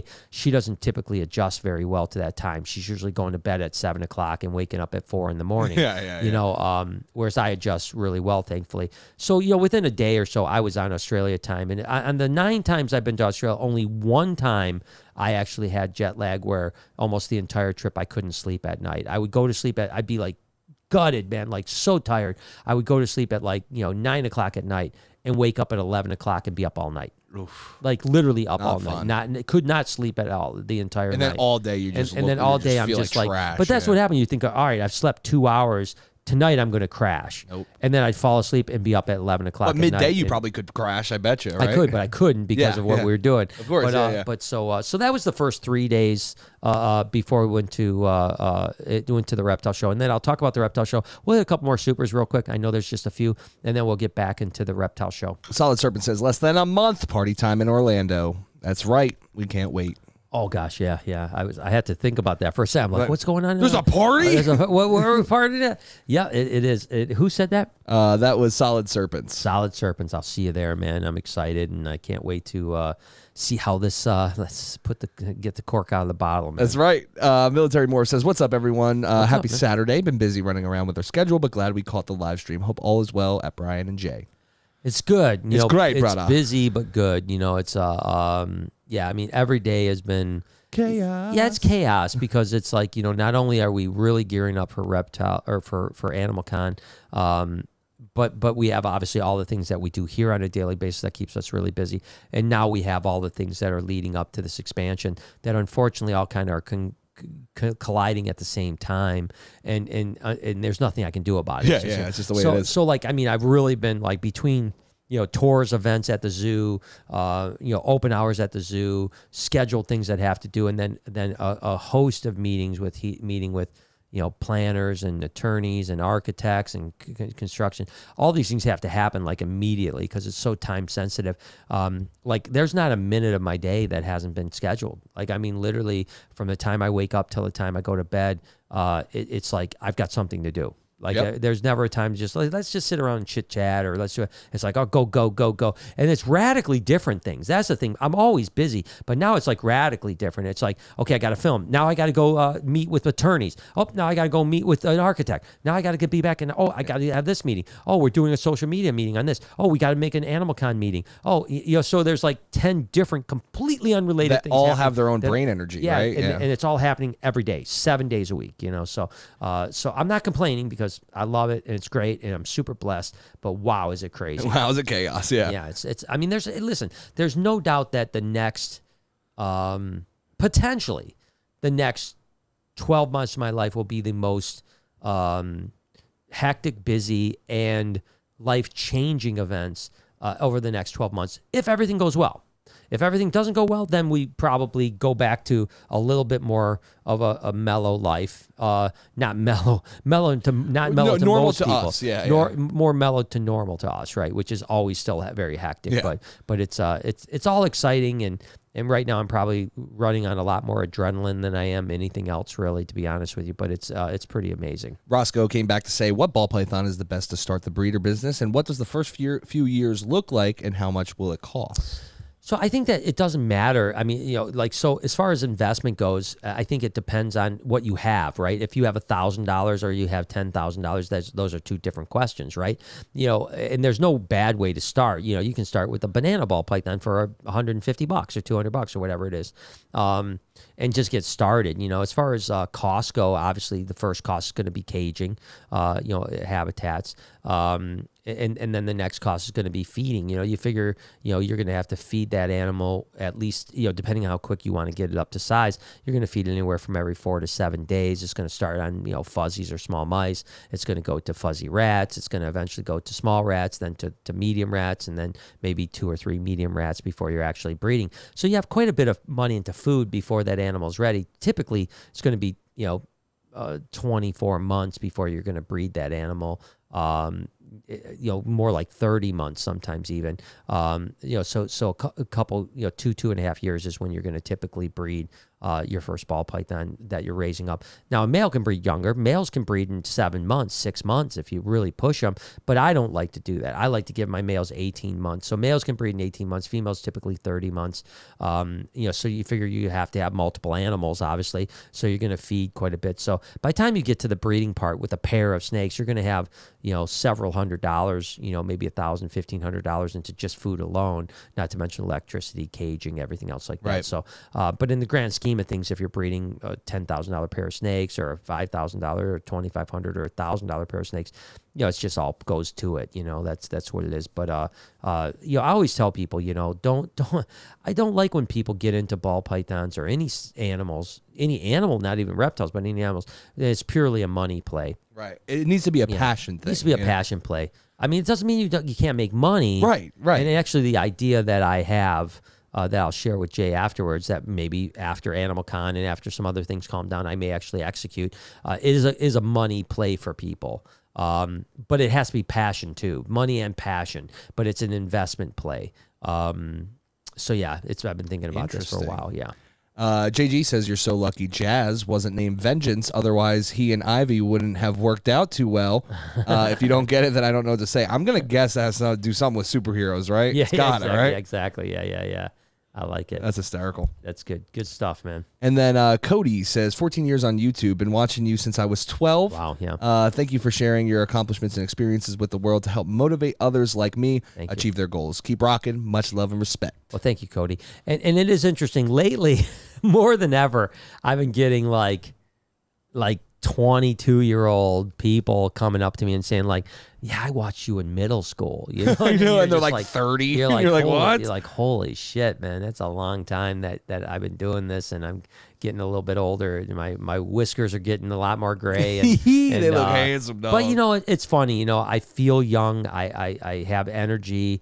I'm not slowing down at all. I don't feel like I have anything to slow down. I'm very, very fortunate to be healthy and not have, the aches and pains and the I was talking to, a guy that, was an acquaintance that I didn't even know how old he was at the time, not too long ago. And it turned out he was almost my age, about the same age as me. And he looked a lot older, you know what I mean? And maybe I look old too. I don't know. You look in the mirror, you probably, maybe think you look younger. I'm not sure. But, no, you don't. But this guy, I mean, if I were a guess, I would have thought he was 10 years older than me. Right. And the conversation was just like all about like, pain. Like, it's so hard. And, we're getting old now, and we can't do this and we can't do that. And I'm like, what the fuck are you talking about? Like why? Lori said that this happened. Lori about 2 months ago. Did I tell you this, Jay? No. What? About 2 months ago, like 3 times she said, yeah, it's just getting old, and I literally stopped her the 3rd time and I said, do me a favor, don't ever say that again. Yeah, I hate that. I don't want you to tell me ever again we're getting old. Yeah. I said, because that's a mindset. Yep. I said, if your mindset is you're getting old, you're going to get old. Yes, sir. I said, your mindset should be that we're young as we can possibly be. We're still in an era of our life, and with medical, advancements that we have, we still have 30 years before we should be struggling, you know what I mean? And that's not old, Yeah, is it going to get harder? Is it going to get a little tougher walking up my stairs? Probably. But that doesn't mean that I'm going to still stop or slow down or think from an old standpoint. I want to be 75 and still feel like I'm 40, I agree. And but it was interesting when I was talking to this guy because, I mean, just even his clothes, the way he talked, the way he moved, he's kind of shuffled around, like you're fucking 53 years old, man. Like you're not old. You're not even close to being old. But to him, he's like, well, I got 9 years left and I can retire. Okay, great. Yeah, I just don't get it, man. It's like you've already checked out, man. Yeah. There's nothing left. And then it's like, why even... you're not going to enjoy the retirement anyway. No, exactly. You're going to be, sitting on a chair, But I don't mean to complain about people being old, but I'm just saying, like, it's a mindset. No, don't get me wrong. Some people are dealt a miserable hand with pain and suffering, and that's totally different, But I mean, take your mom, for instance. Right. She has a lot of back pain and stuff like that, but she still acts young. Yeah, exactly. She's not. Yeah, she's not talking as if she's an old fart, right? Yeah, I mean, she's going through pain for her whole life because of some bad. But still doing 1,000 things. I mean, dude, all my life she's had that and always did everything possible. You know what I'm saying? Yeah, I've never heard her once complain about. She might say like, "Oh yeah, back is hurt," but I've never seen her act like she's slowed down. Yeah, she's just moving around like everyone. She's always doing something. That's a mindset. You know what I mean? Yeah, no, absolutely. Yeah. You know, so yeah, just stop acting like old farts. Yeah, exactly. We don't need none of that shit. It's fucking annoying. Edward said, "Happy B-Day, Jay." Thanks, brother. I appreciate you, man. You got BJ? No, you're not supposed to talk about that on the podcast, man. Did it say Happy BJ? Happy BJ Day, dude. That's what he said. Wow. Steak and BJ what Day. What kind of podcast is this, man? Ooh, it's getting hot in here. Couldn't lose monetization now. Wild Boy Dev says, "Where do I put my application in for the expansion?" Dude, we'd love to have you, man. That would be awesome, huh? Yeah, definitely, man. You're a good dude. We'd love you to have you, man. And then Jasmine says, "Do you still have meet and greet spots left?" Yes. Yes, meet and greets are really available for everybody, right? So we haven't hit any maximum meet and greets for anybody. So yes, you can absolutely meet and greet whoever you would like, and you could do multiple meet and greets. So we had just the other day, we had someone did 12 meet and greets. Yeah. 12 meet and greets, which is going to keep them pretty busy throughout the course of the weekend. And that's the way to do it, right? Like, that's so cool. I mean, you're literally going to meet 12 of your favorite people. You know what I mean? It's awesome. And, you know, there's no doubt that there are some people are going to stay away. I mean, I've talked to a couple creators, I will not mention them, that said point blank, like, yeah, I don't want to be around the crowd at all. I don't know how big the crowd's going to be. Is it going to be 1,000 people? Or is it going to be 4,000 people? You know, I don't know. Right. We'll wait to see what ends up selling in the end. But there's going to be a bunch of people, and I've had a crowd. You know, I've had some people be like, "Yeah, I don't want to be around crowds. I'm going to stay behind backstage, and I'll do a meet and greet, but that's all I'm going to do." And then there'll be other creators that'll be walking around, you know, just hanging out with people. Yeah. You know, I probably will be walking around. you know, I'll probably be hanging out with everyone. If I'm not going. I mean, you're not going to be walking because everyone's going to be chatting your ear off, but you're going to be there. It'll be fun. So heck yeah. Yeah, I want you to, meet and greets are available, and please come, please. And then Roscoe came back to say, looking at an intermediate experienced pet keeper, what would be a great snake, not defensive like Lucky, and not food motivated as Snap and Pop? Yeah, I think stuff like carpet pythons are a great option. Yeah. You know, I think boas are still not entry level, and they're really good. Yeah. If you want smaller snakes, you know, there's a lot of colubrid snakes that are that way. You know, obviously spotted children's pythons, savu pythons. Depending on how much you want to spend, there's even some more animals like in that ilk that are, you know, really cool Maclots pythons. You know, I love Maclots. You know, potentially D'Albert's pythons to some extent. Savus. Savus. You know, stuff like that. They get a little bit more defensive and a little bit, but they're still really good animals. So a lot to choose from, you know, a lot to choose from in that intermediate standpoint. But I think carpets are like a really good, like if you got keep ball pythons, and maybe rainbow boas fall into that ilk as well too. Yeah. So yeah, good stuff. All right, back to Australia. That's what I got for now. Keep the chats coming, guys. Yeah, keep the chats coming, guys. I love the conversation. You guys are really doing well tonight, and I appreciate you. So yeah, so after 3 days, which was one thing that was really interesting about this trip was that we're again now in you know, across the world in a different hemisphere, a different, you know, again, different day across the international timeline, and just randomly we're walking across the Darling Harbor Bridge to go into Sydney. This is great. And sitting in the middle of the thing on a bench is Lindsay from Freedom Breeder, the cage maker. Which, like, how wild, right? And I walked by, and I literally walked by him and looked, and I was like, that looks just like Lindsay. Now, granted, there's a reptile show, but it's 3 hours away, 2.5, 3 hours away. And I don't know if he's even going to be there. I mean, I wasn't expecting any other Americans to be at the show.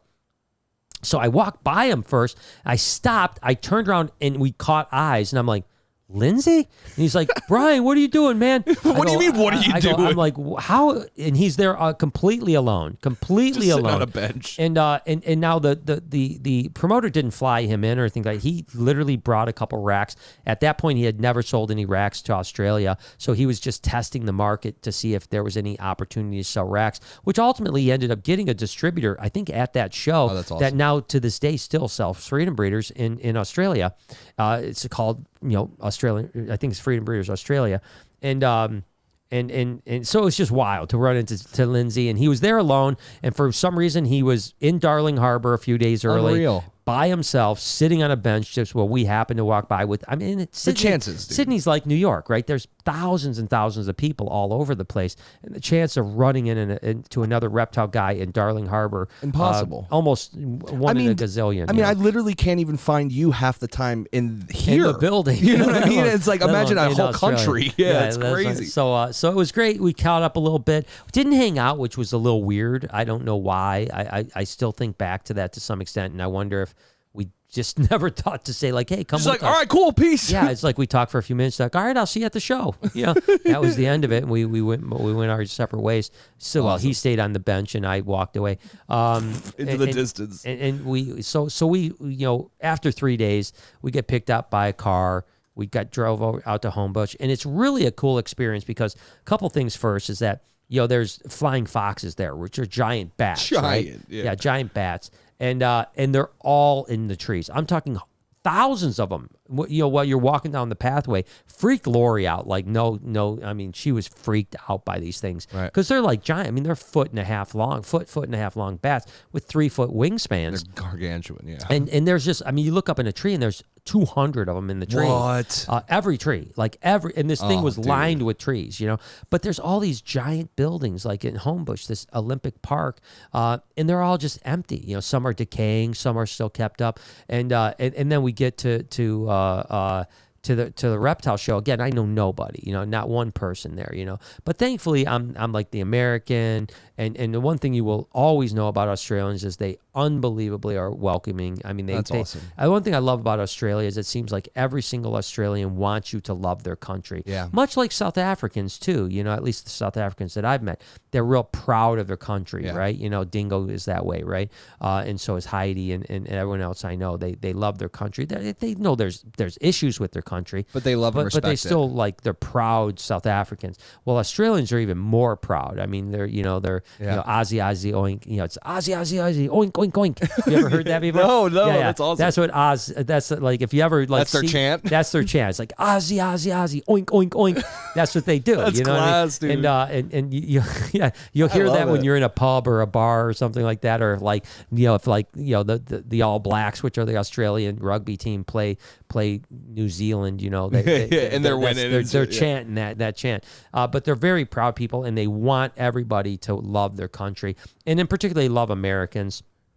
So like it's really, really a great experience. So when I got to the reptile show, first off, very different reptile show than I ever done. There's, you get there and out front, there's Universal Rocks. Basically, the animals in Universal Rocks? Yeah. That guy was there. Oh, what? The guy with all the big animals was there, and as a matter of fact, that's how Stuart got all his animals. He used to like that guy, or they were friendly, or whatever the case may be. So, anyways, the point is that you go there and there's like 20-foot giraffe statues. That's like awesome, not dude. statues, but like made out of plastic or whatever. Yeah. Cool things. And I think he's called like the Animal Man. He's got this like truck, like this open bed truck with like just giant animals, giant gorillas, and all this cool stuff. So that's like when you walk up, and then you go in, and it's the first thing is there's a lot of cool stuff on exhibit, not just for sale. There's like I'd say about half the place is for sale. The other half is just exhibits. They had saltwater crocodiles on display.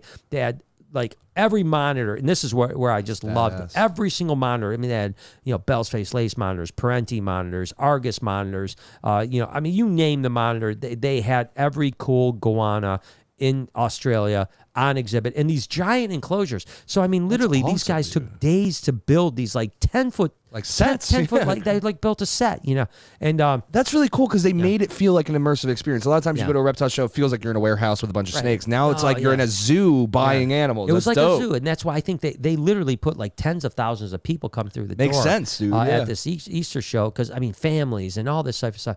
And thankfully, as soon as I walked in, of course, the promoter introduced me to some people, and I was welcomed with open arms. And I remember holding like.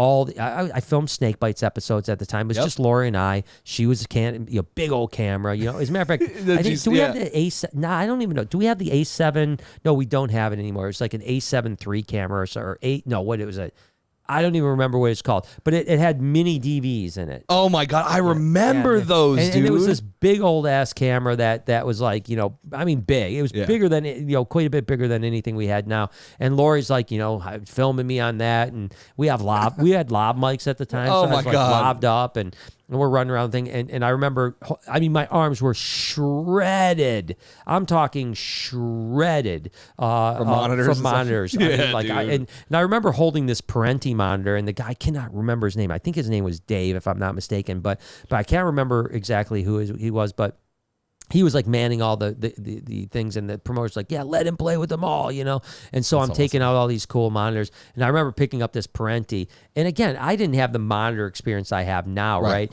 And like, it's like, number one, it's like a, Parentis are like tree monitors too. So their nails are no joke. So the nails are ripping me up. I don't even give a crap, right? But apparently it's like puffing up and like wanting to bite me, and I'm holding it, and the guy goes like, put it down, put it down, put it down, put it down, and I'm just like still holding it, like, just this thing is, I mean, it's like the first time I've ever even seen a Parenti in person, let alone holding a Parenti. And now looking back on the experience, I mean, it had the puff thing, it was like ready to come, and they have super long necks, right? Oh my God. So this thing's going to come around and bite me, no problem. I mean, and from what I understand, Parenti bites are like almost like croc monitor bites. I can imagine. They're like the worst of the goannas in Australia. But thankfully, I didn't get bit. I did eventually put it down, but I was just tore up. And then ultimately, I met Peter Birch there from who awesome. ultimately turned to Credit Cam. He's going to be at AnimalCon, by the way. I'm super excited. Haven't seen Peter since I wrapped Discovery.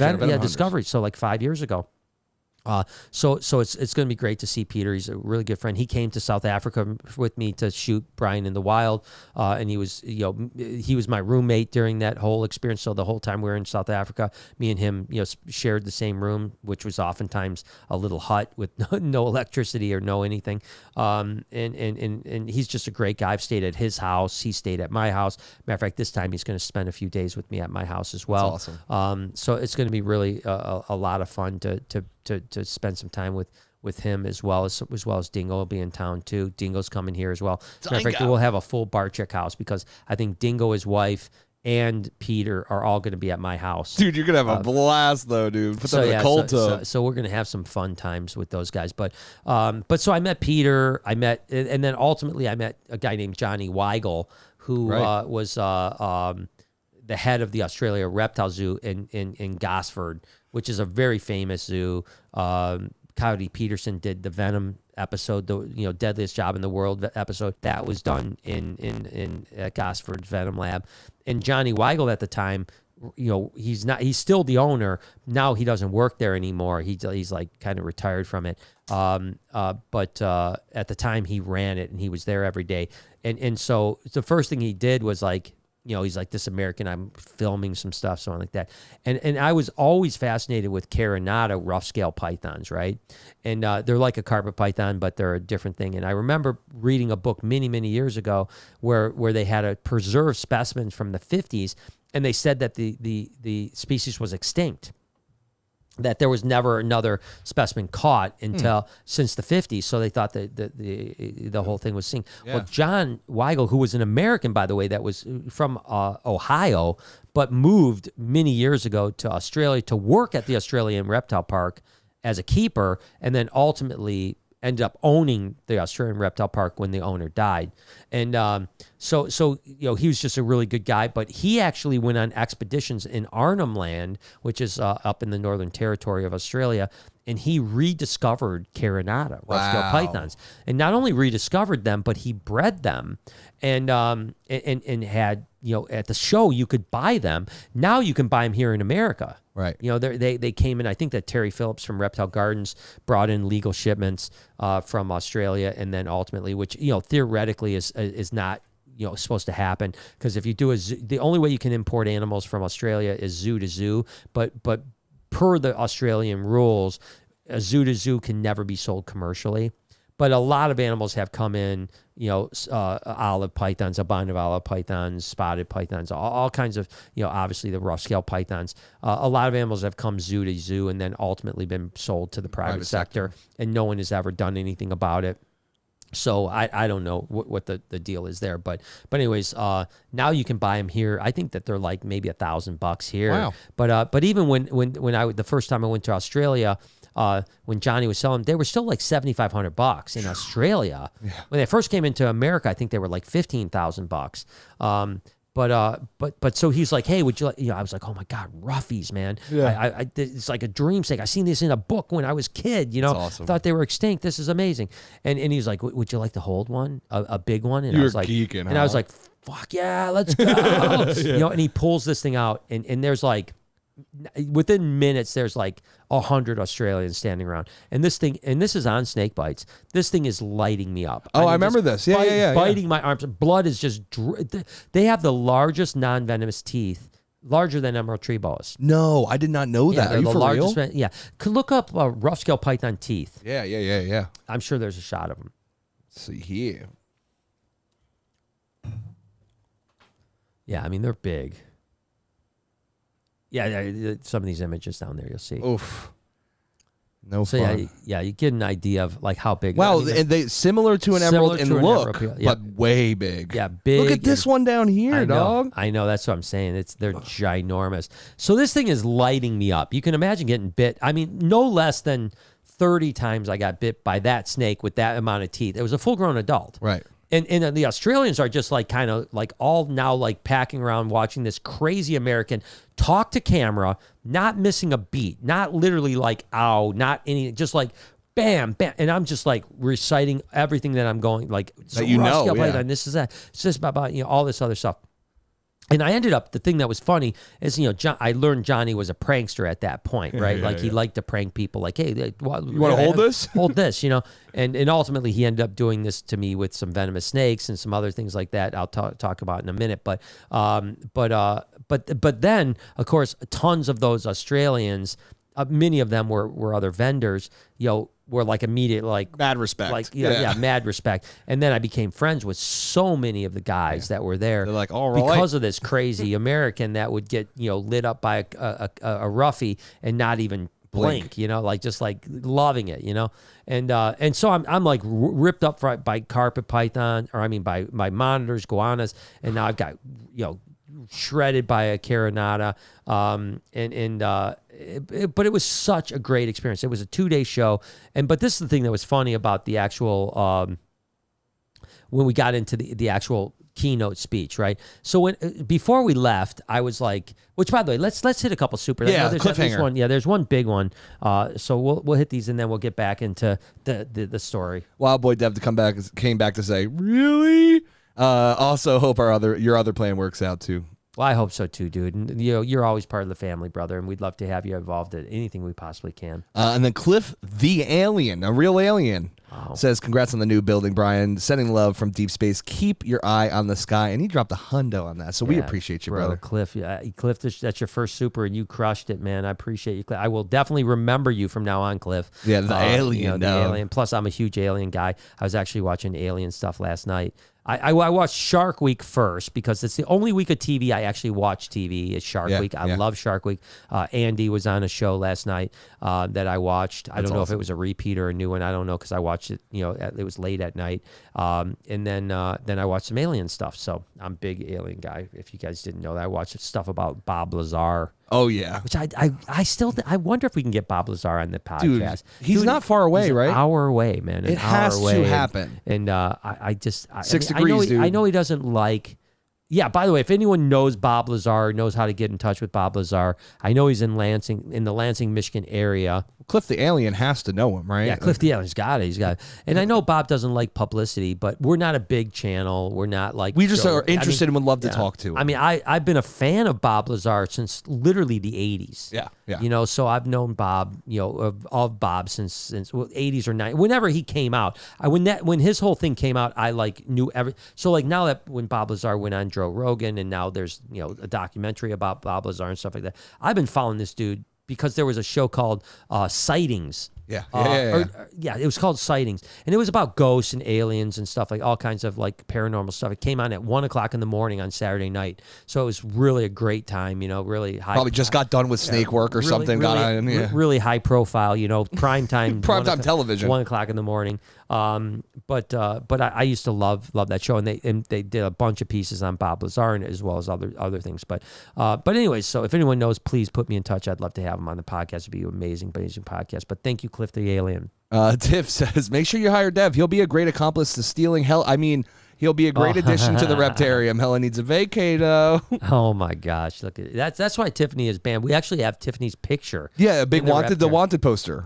Do not let her in. And I mean, it's big, dude. I mean, we usually put it in front of Ivy, blocks the whole cage. Yeah, you can barely even see the Ivy because of the Tiffany with a big circle and a cross through it. If you see this girl with a yellow snake, shoot on sight. Shoot. Yeah, on sight. Yeah, on sight, yes. By the way, Get Swamped is in the house. What up, Robbie? What's up, Robbie? What's going on, brother? I can't wait to see you next month as well. Yeah, it'll be awesome. It's going to be amazing. Gosh, it's pretty soon. And today's the 29th?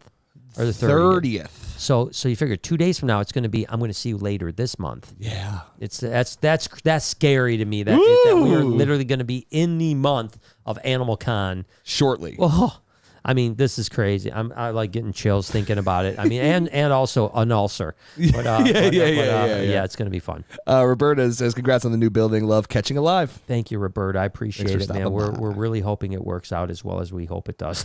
And then Roscoe came back to say, what's the easy way to remember ball python morphs? There's no really experience. There's no real easy way, Roscoe. It's just seeing them over and over and over and over again. The more time you put into them, the more time you'll get to know what they are. But there is no real easy way, unfortunately. So, but yeah, just time. It just takes time, and honestly, it's stacking. Yeah, exactly. It's stacking as well. When you know what a pastel looks like, then you know what a pinstripe looks like. Then you know what a pastel pinstripe looks like. Exactly. Then you know what an Enchi pastel pinstripe looks like. Then you know what a desert goat.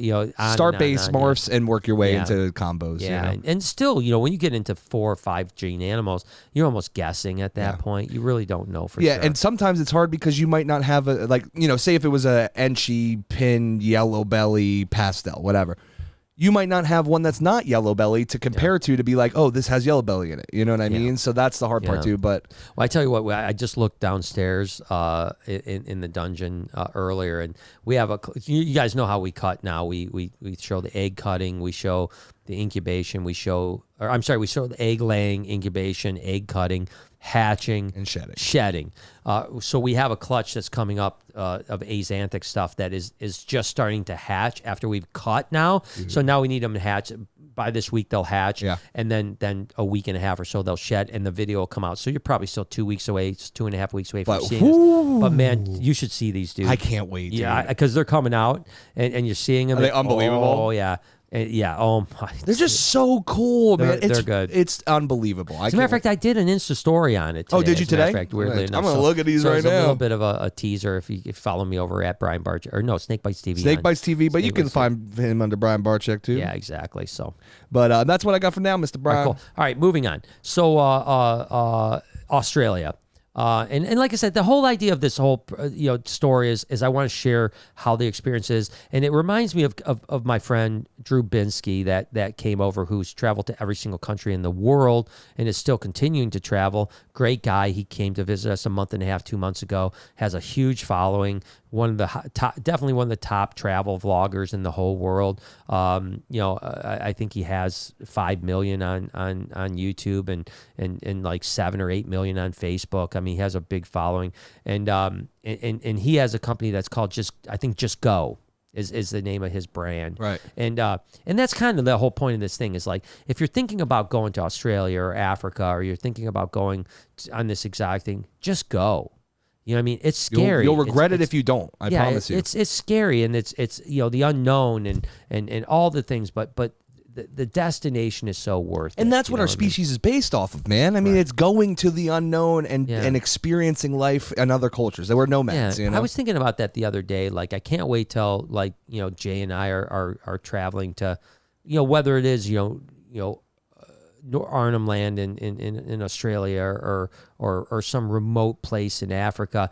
And there's always that, like, is there a chance that there's never been a person that stepped foot on this land? You know, like, could I be the first person that stepped foot on this piece of grass? Definitely, yeah. You know what I mean? Like, that's when it's amazing, because there's not many places left in America that can happen. Yeah. There are some in the Pacific Northwest in particular, Right. maybe the Appalachians to some extent. Yeah, you could probably get lost in the Pine Barrens, find somewhere no one's touched before. Yeah, that's possible too. But I mean, I think when you're, you know, in deep in the real red center of Australia, or you're in you know, rural Africa somewhere, you know, in chances are higher, Dumo or something like that. I mean, you know, there's not much, you know, people have ever explored some of these areas. So or Mozambique or whatever the case may be. But there's this TikTok trend where, like, people go to, like, somewhere like the Grand Canyon and pick up a rock and throw it, and then it'll be like, I'm going to be the last human to ever touch this rock. You know what I mean? And it's possible. It's very possible. No one would ever touch that piece of rock ever again. That's actually cool. When you think about it that way, it's really, really cool. We do it when we go there, and then it's going to be a news story. Rock crushes kid to death. You know? Man kills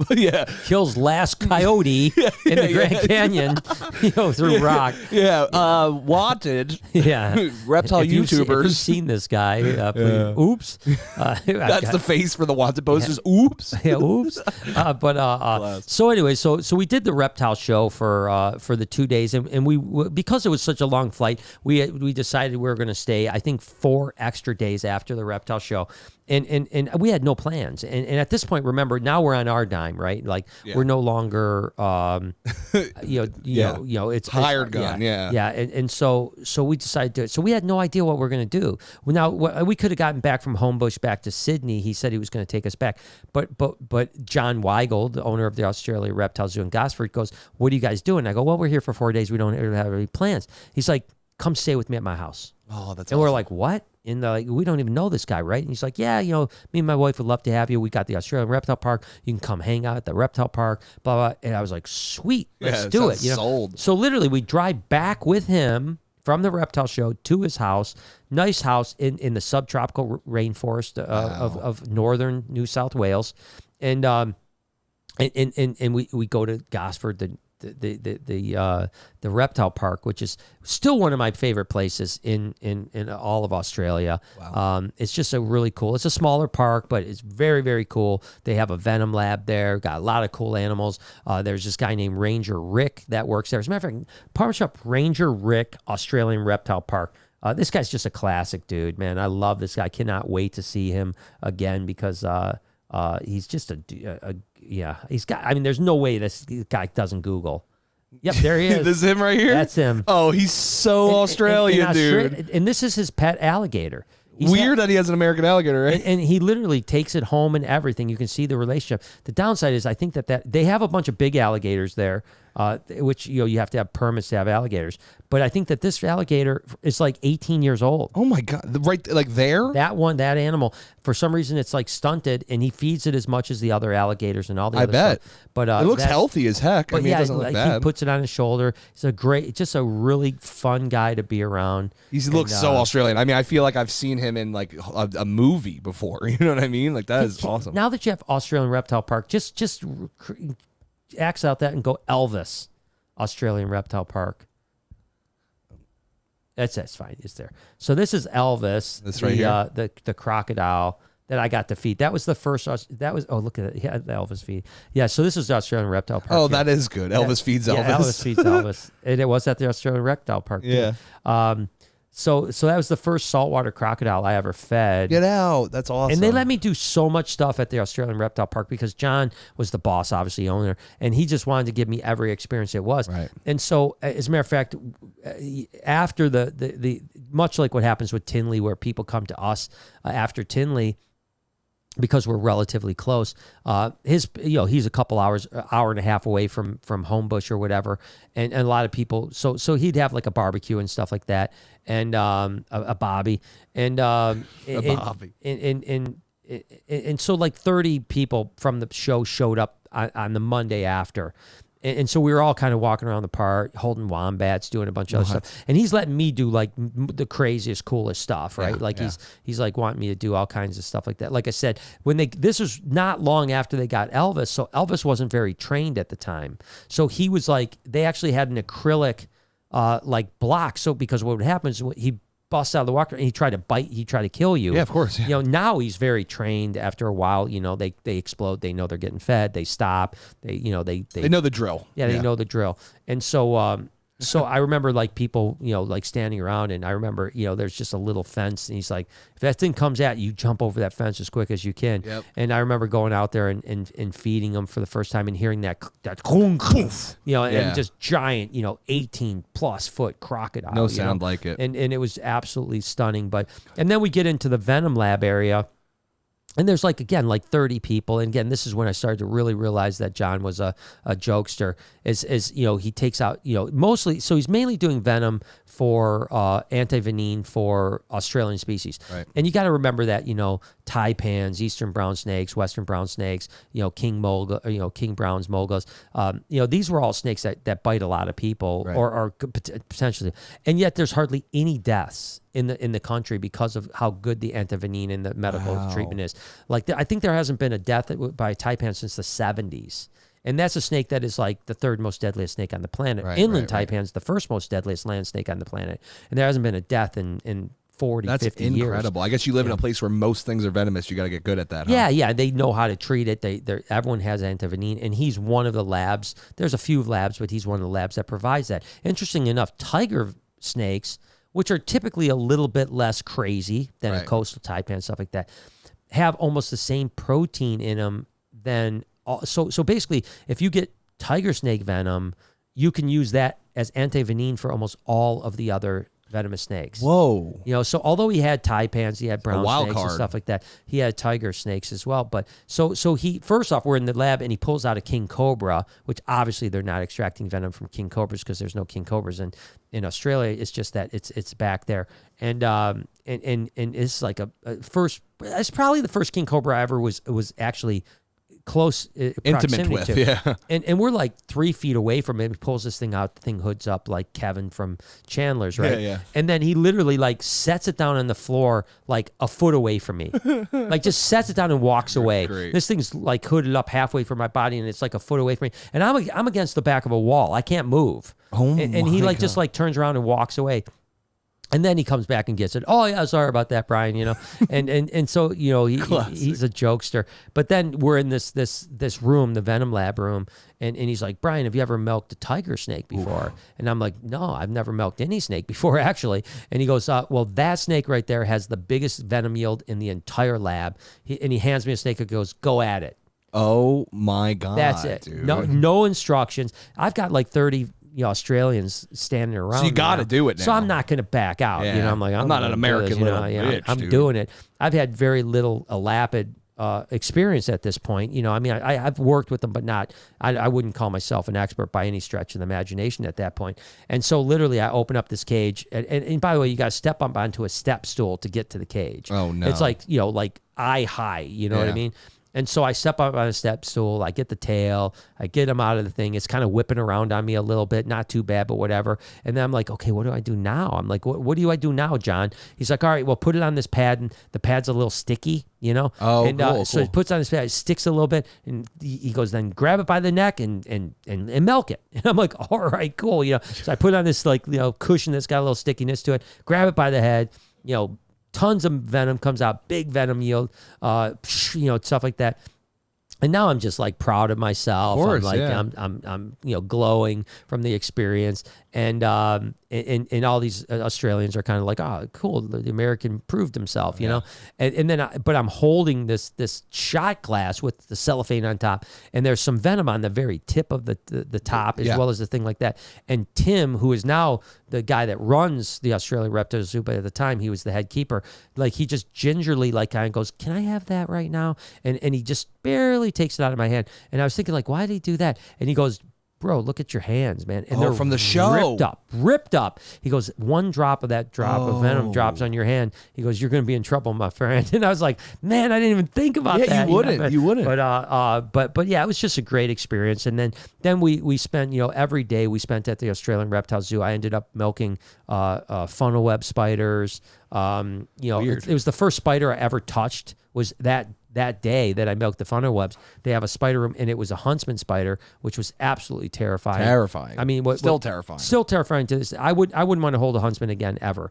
But it was a room full of huntsmans, and again, they do venom extraction for huntsmans and for funnel web spiders. Obviously, funnel webs are much more deadly than the huntsmans. Right. But so basically, they go, have you ever held a spider before? No, and I'm terrified. I'm terrified of them. This like now I'm pretty good with spiders. The time I would want to cry, you know. And so they take me in this room. And they pour out this like 4-inch, huntsman on the table, and they have like a foam, like a paint, like the foam paint brushes. They have that, and I'm go, well, what do I do? And they go, put your hand down, and they're like pushing it towards my hand, right? My God. But it's not going on my hand. My hand's just down on the thing, right? And it's like kind of running away. They're fast as could be, man, as fast as the Goliath bird eater, right? Right. Lightning. It's like all of a sudden it stops. And it's like 6 inches away from my hand. It jumps on my hand. 6 inches away. Jumps on my hand, stays there for 1 second, and then next thing you know, it's all the way up on my shoulder. I mean, it just runs up my shoulder so fast. I literally start screaming. I'm screaming I scream like Jay. I'm like, oh, get it off. Yeah, I should have been like, dad. You know. But we have it all on film, and it's early Snake Bites episodes. You could watch all that stuff. It's hard to find it, I'm sure, because it's been many years, probably 13 years ago or something like that. But early days of that. But had a great time there, and then again, just open arms. Spending time with those guys and meeting all the Australian people. Then ultimately, we ended up getting driven back to the airport. And it was interesting. He had a guy, gosh, I wish I could remember his name. This dude was so freaking cool. He was so badass. He was the guy that would hang out with Kerry King from Slayer when Slayer came to town. Right. Because Kerry always went to the Australian Reptile Park when they were in Sydney. That's dope.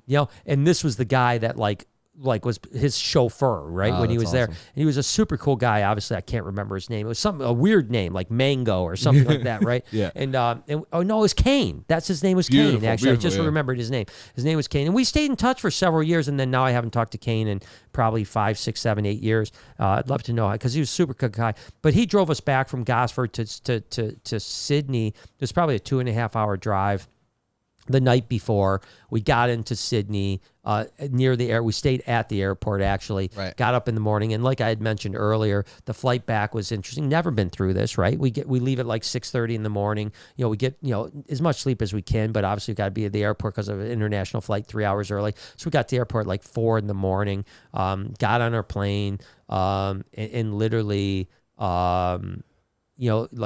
like 6:30 in the morning, and like I said, like 4 hours into the flight, it's sunset, and it gets dark, and then you're literally the entire flight till you're about 2 hours from home. It's dark.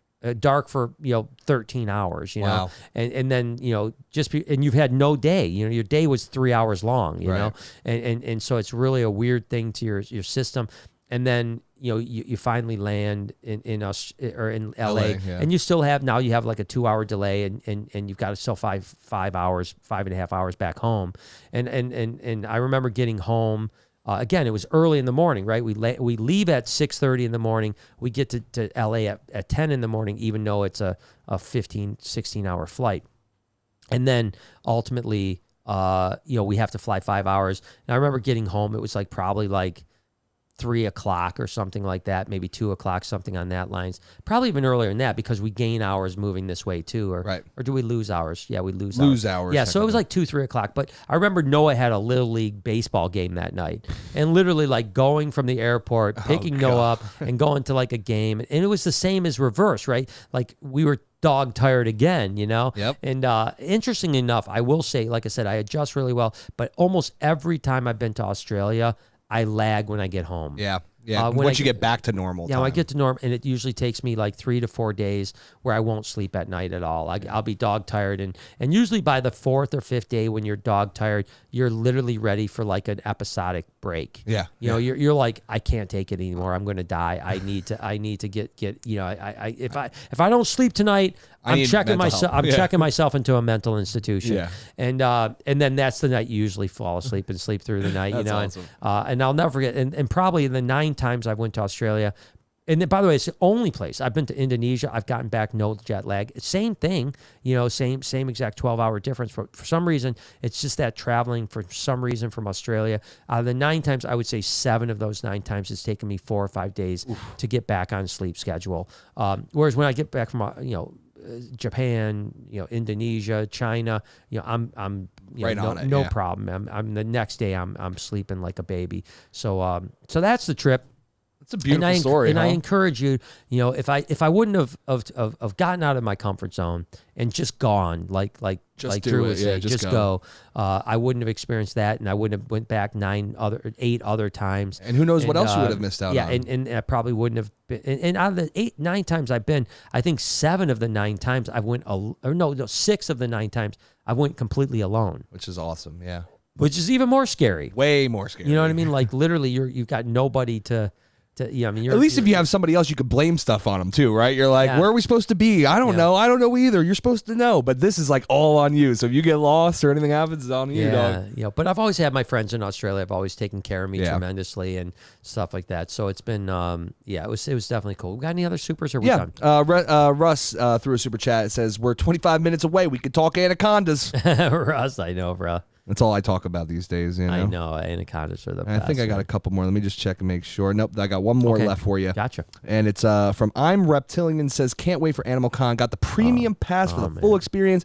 It'll also be my first time in Florida, driving 20 hours from Tawas. Yeah, it's up in Tawas, man. Is that in Michigan? That's in Michigan. I never heard of that. I used to go to Tawas on vacation when I was younger. That's awesome. Tawas is a really cool place. It's like maybe 2.5 hours away from here. It's definitely worth going. Cool. I'll have to check it out. It's like you'll love Tawas. It's on the lake. It's beautiful in Tawas. Is it not that I would know? Is it west or? It's east. Okay. East, wow, really beautiful. So there's East Tawas and then there's Tawas. So East Tawas is like right on the lake. I think Tawas is just off the lake if I'm not mistaken. But so you're going to be It's going to be a trip, Listen, we're driving too because we've got to drive. Most of the people are flying down, like Lori and everyone else is flying down. But Jay and I will be driving. We got PAs and stuff to deliver, baby. I got to bring a whole bunch of stuff that we're going to have to pack, and we're going to be driving in a cargo van too. Ooh, so it's not going to be as comfy, not as luxurious as the Chrysler Enclave or whatever that. Yeah, exactly. But it'll be fun. But it's good stuff. So it's been fun tonight, guys. Sharing that experience.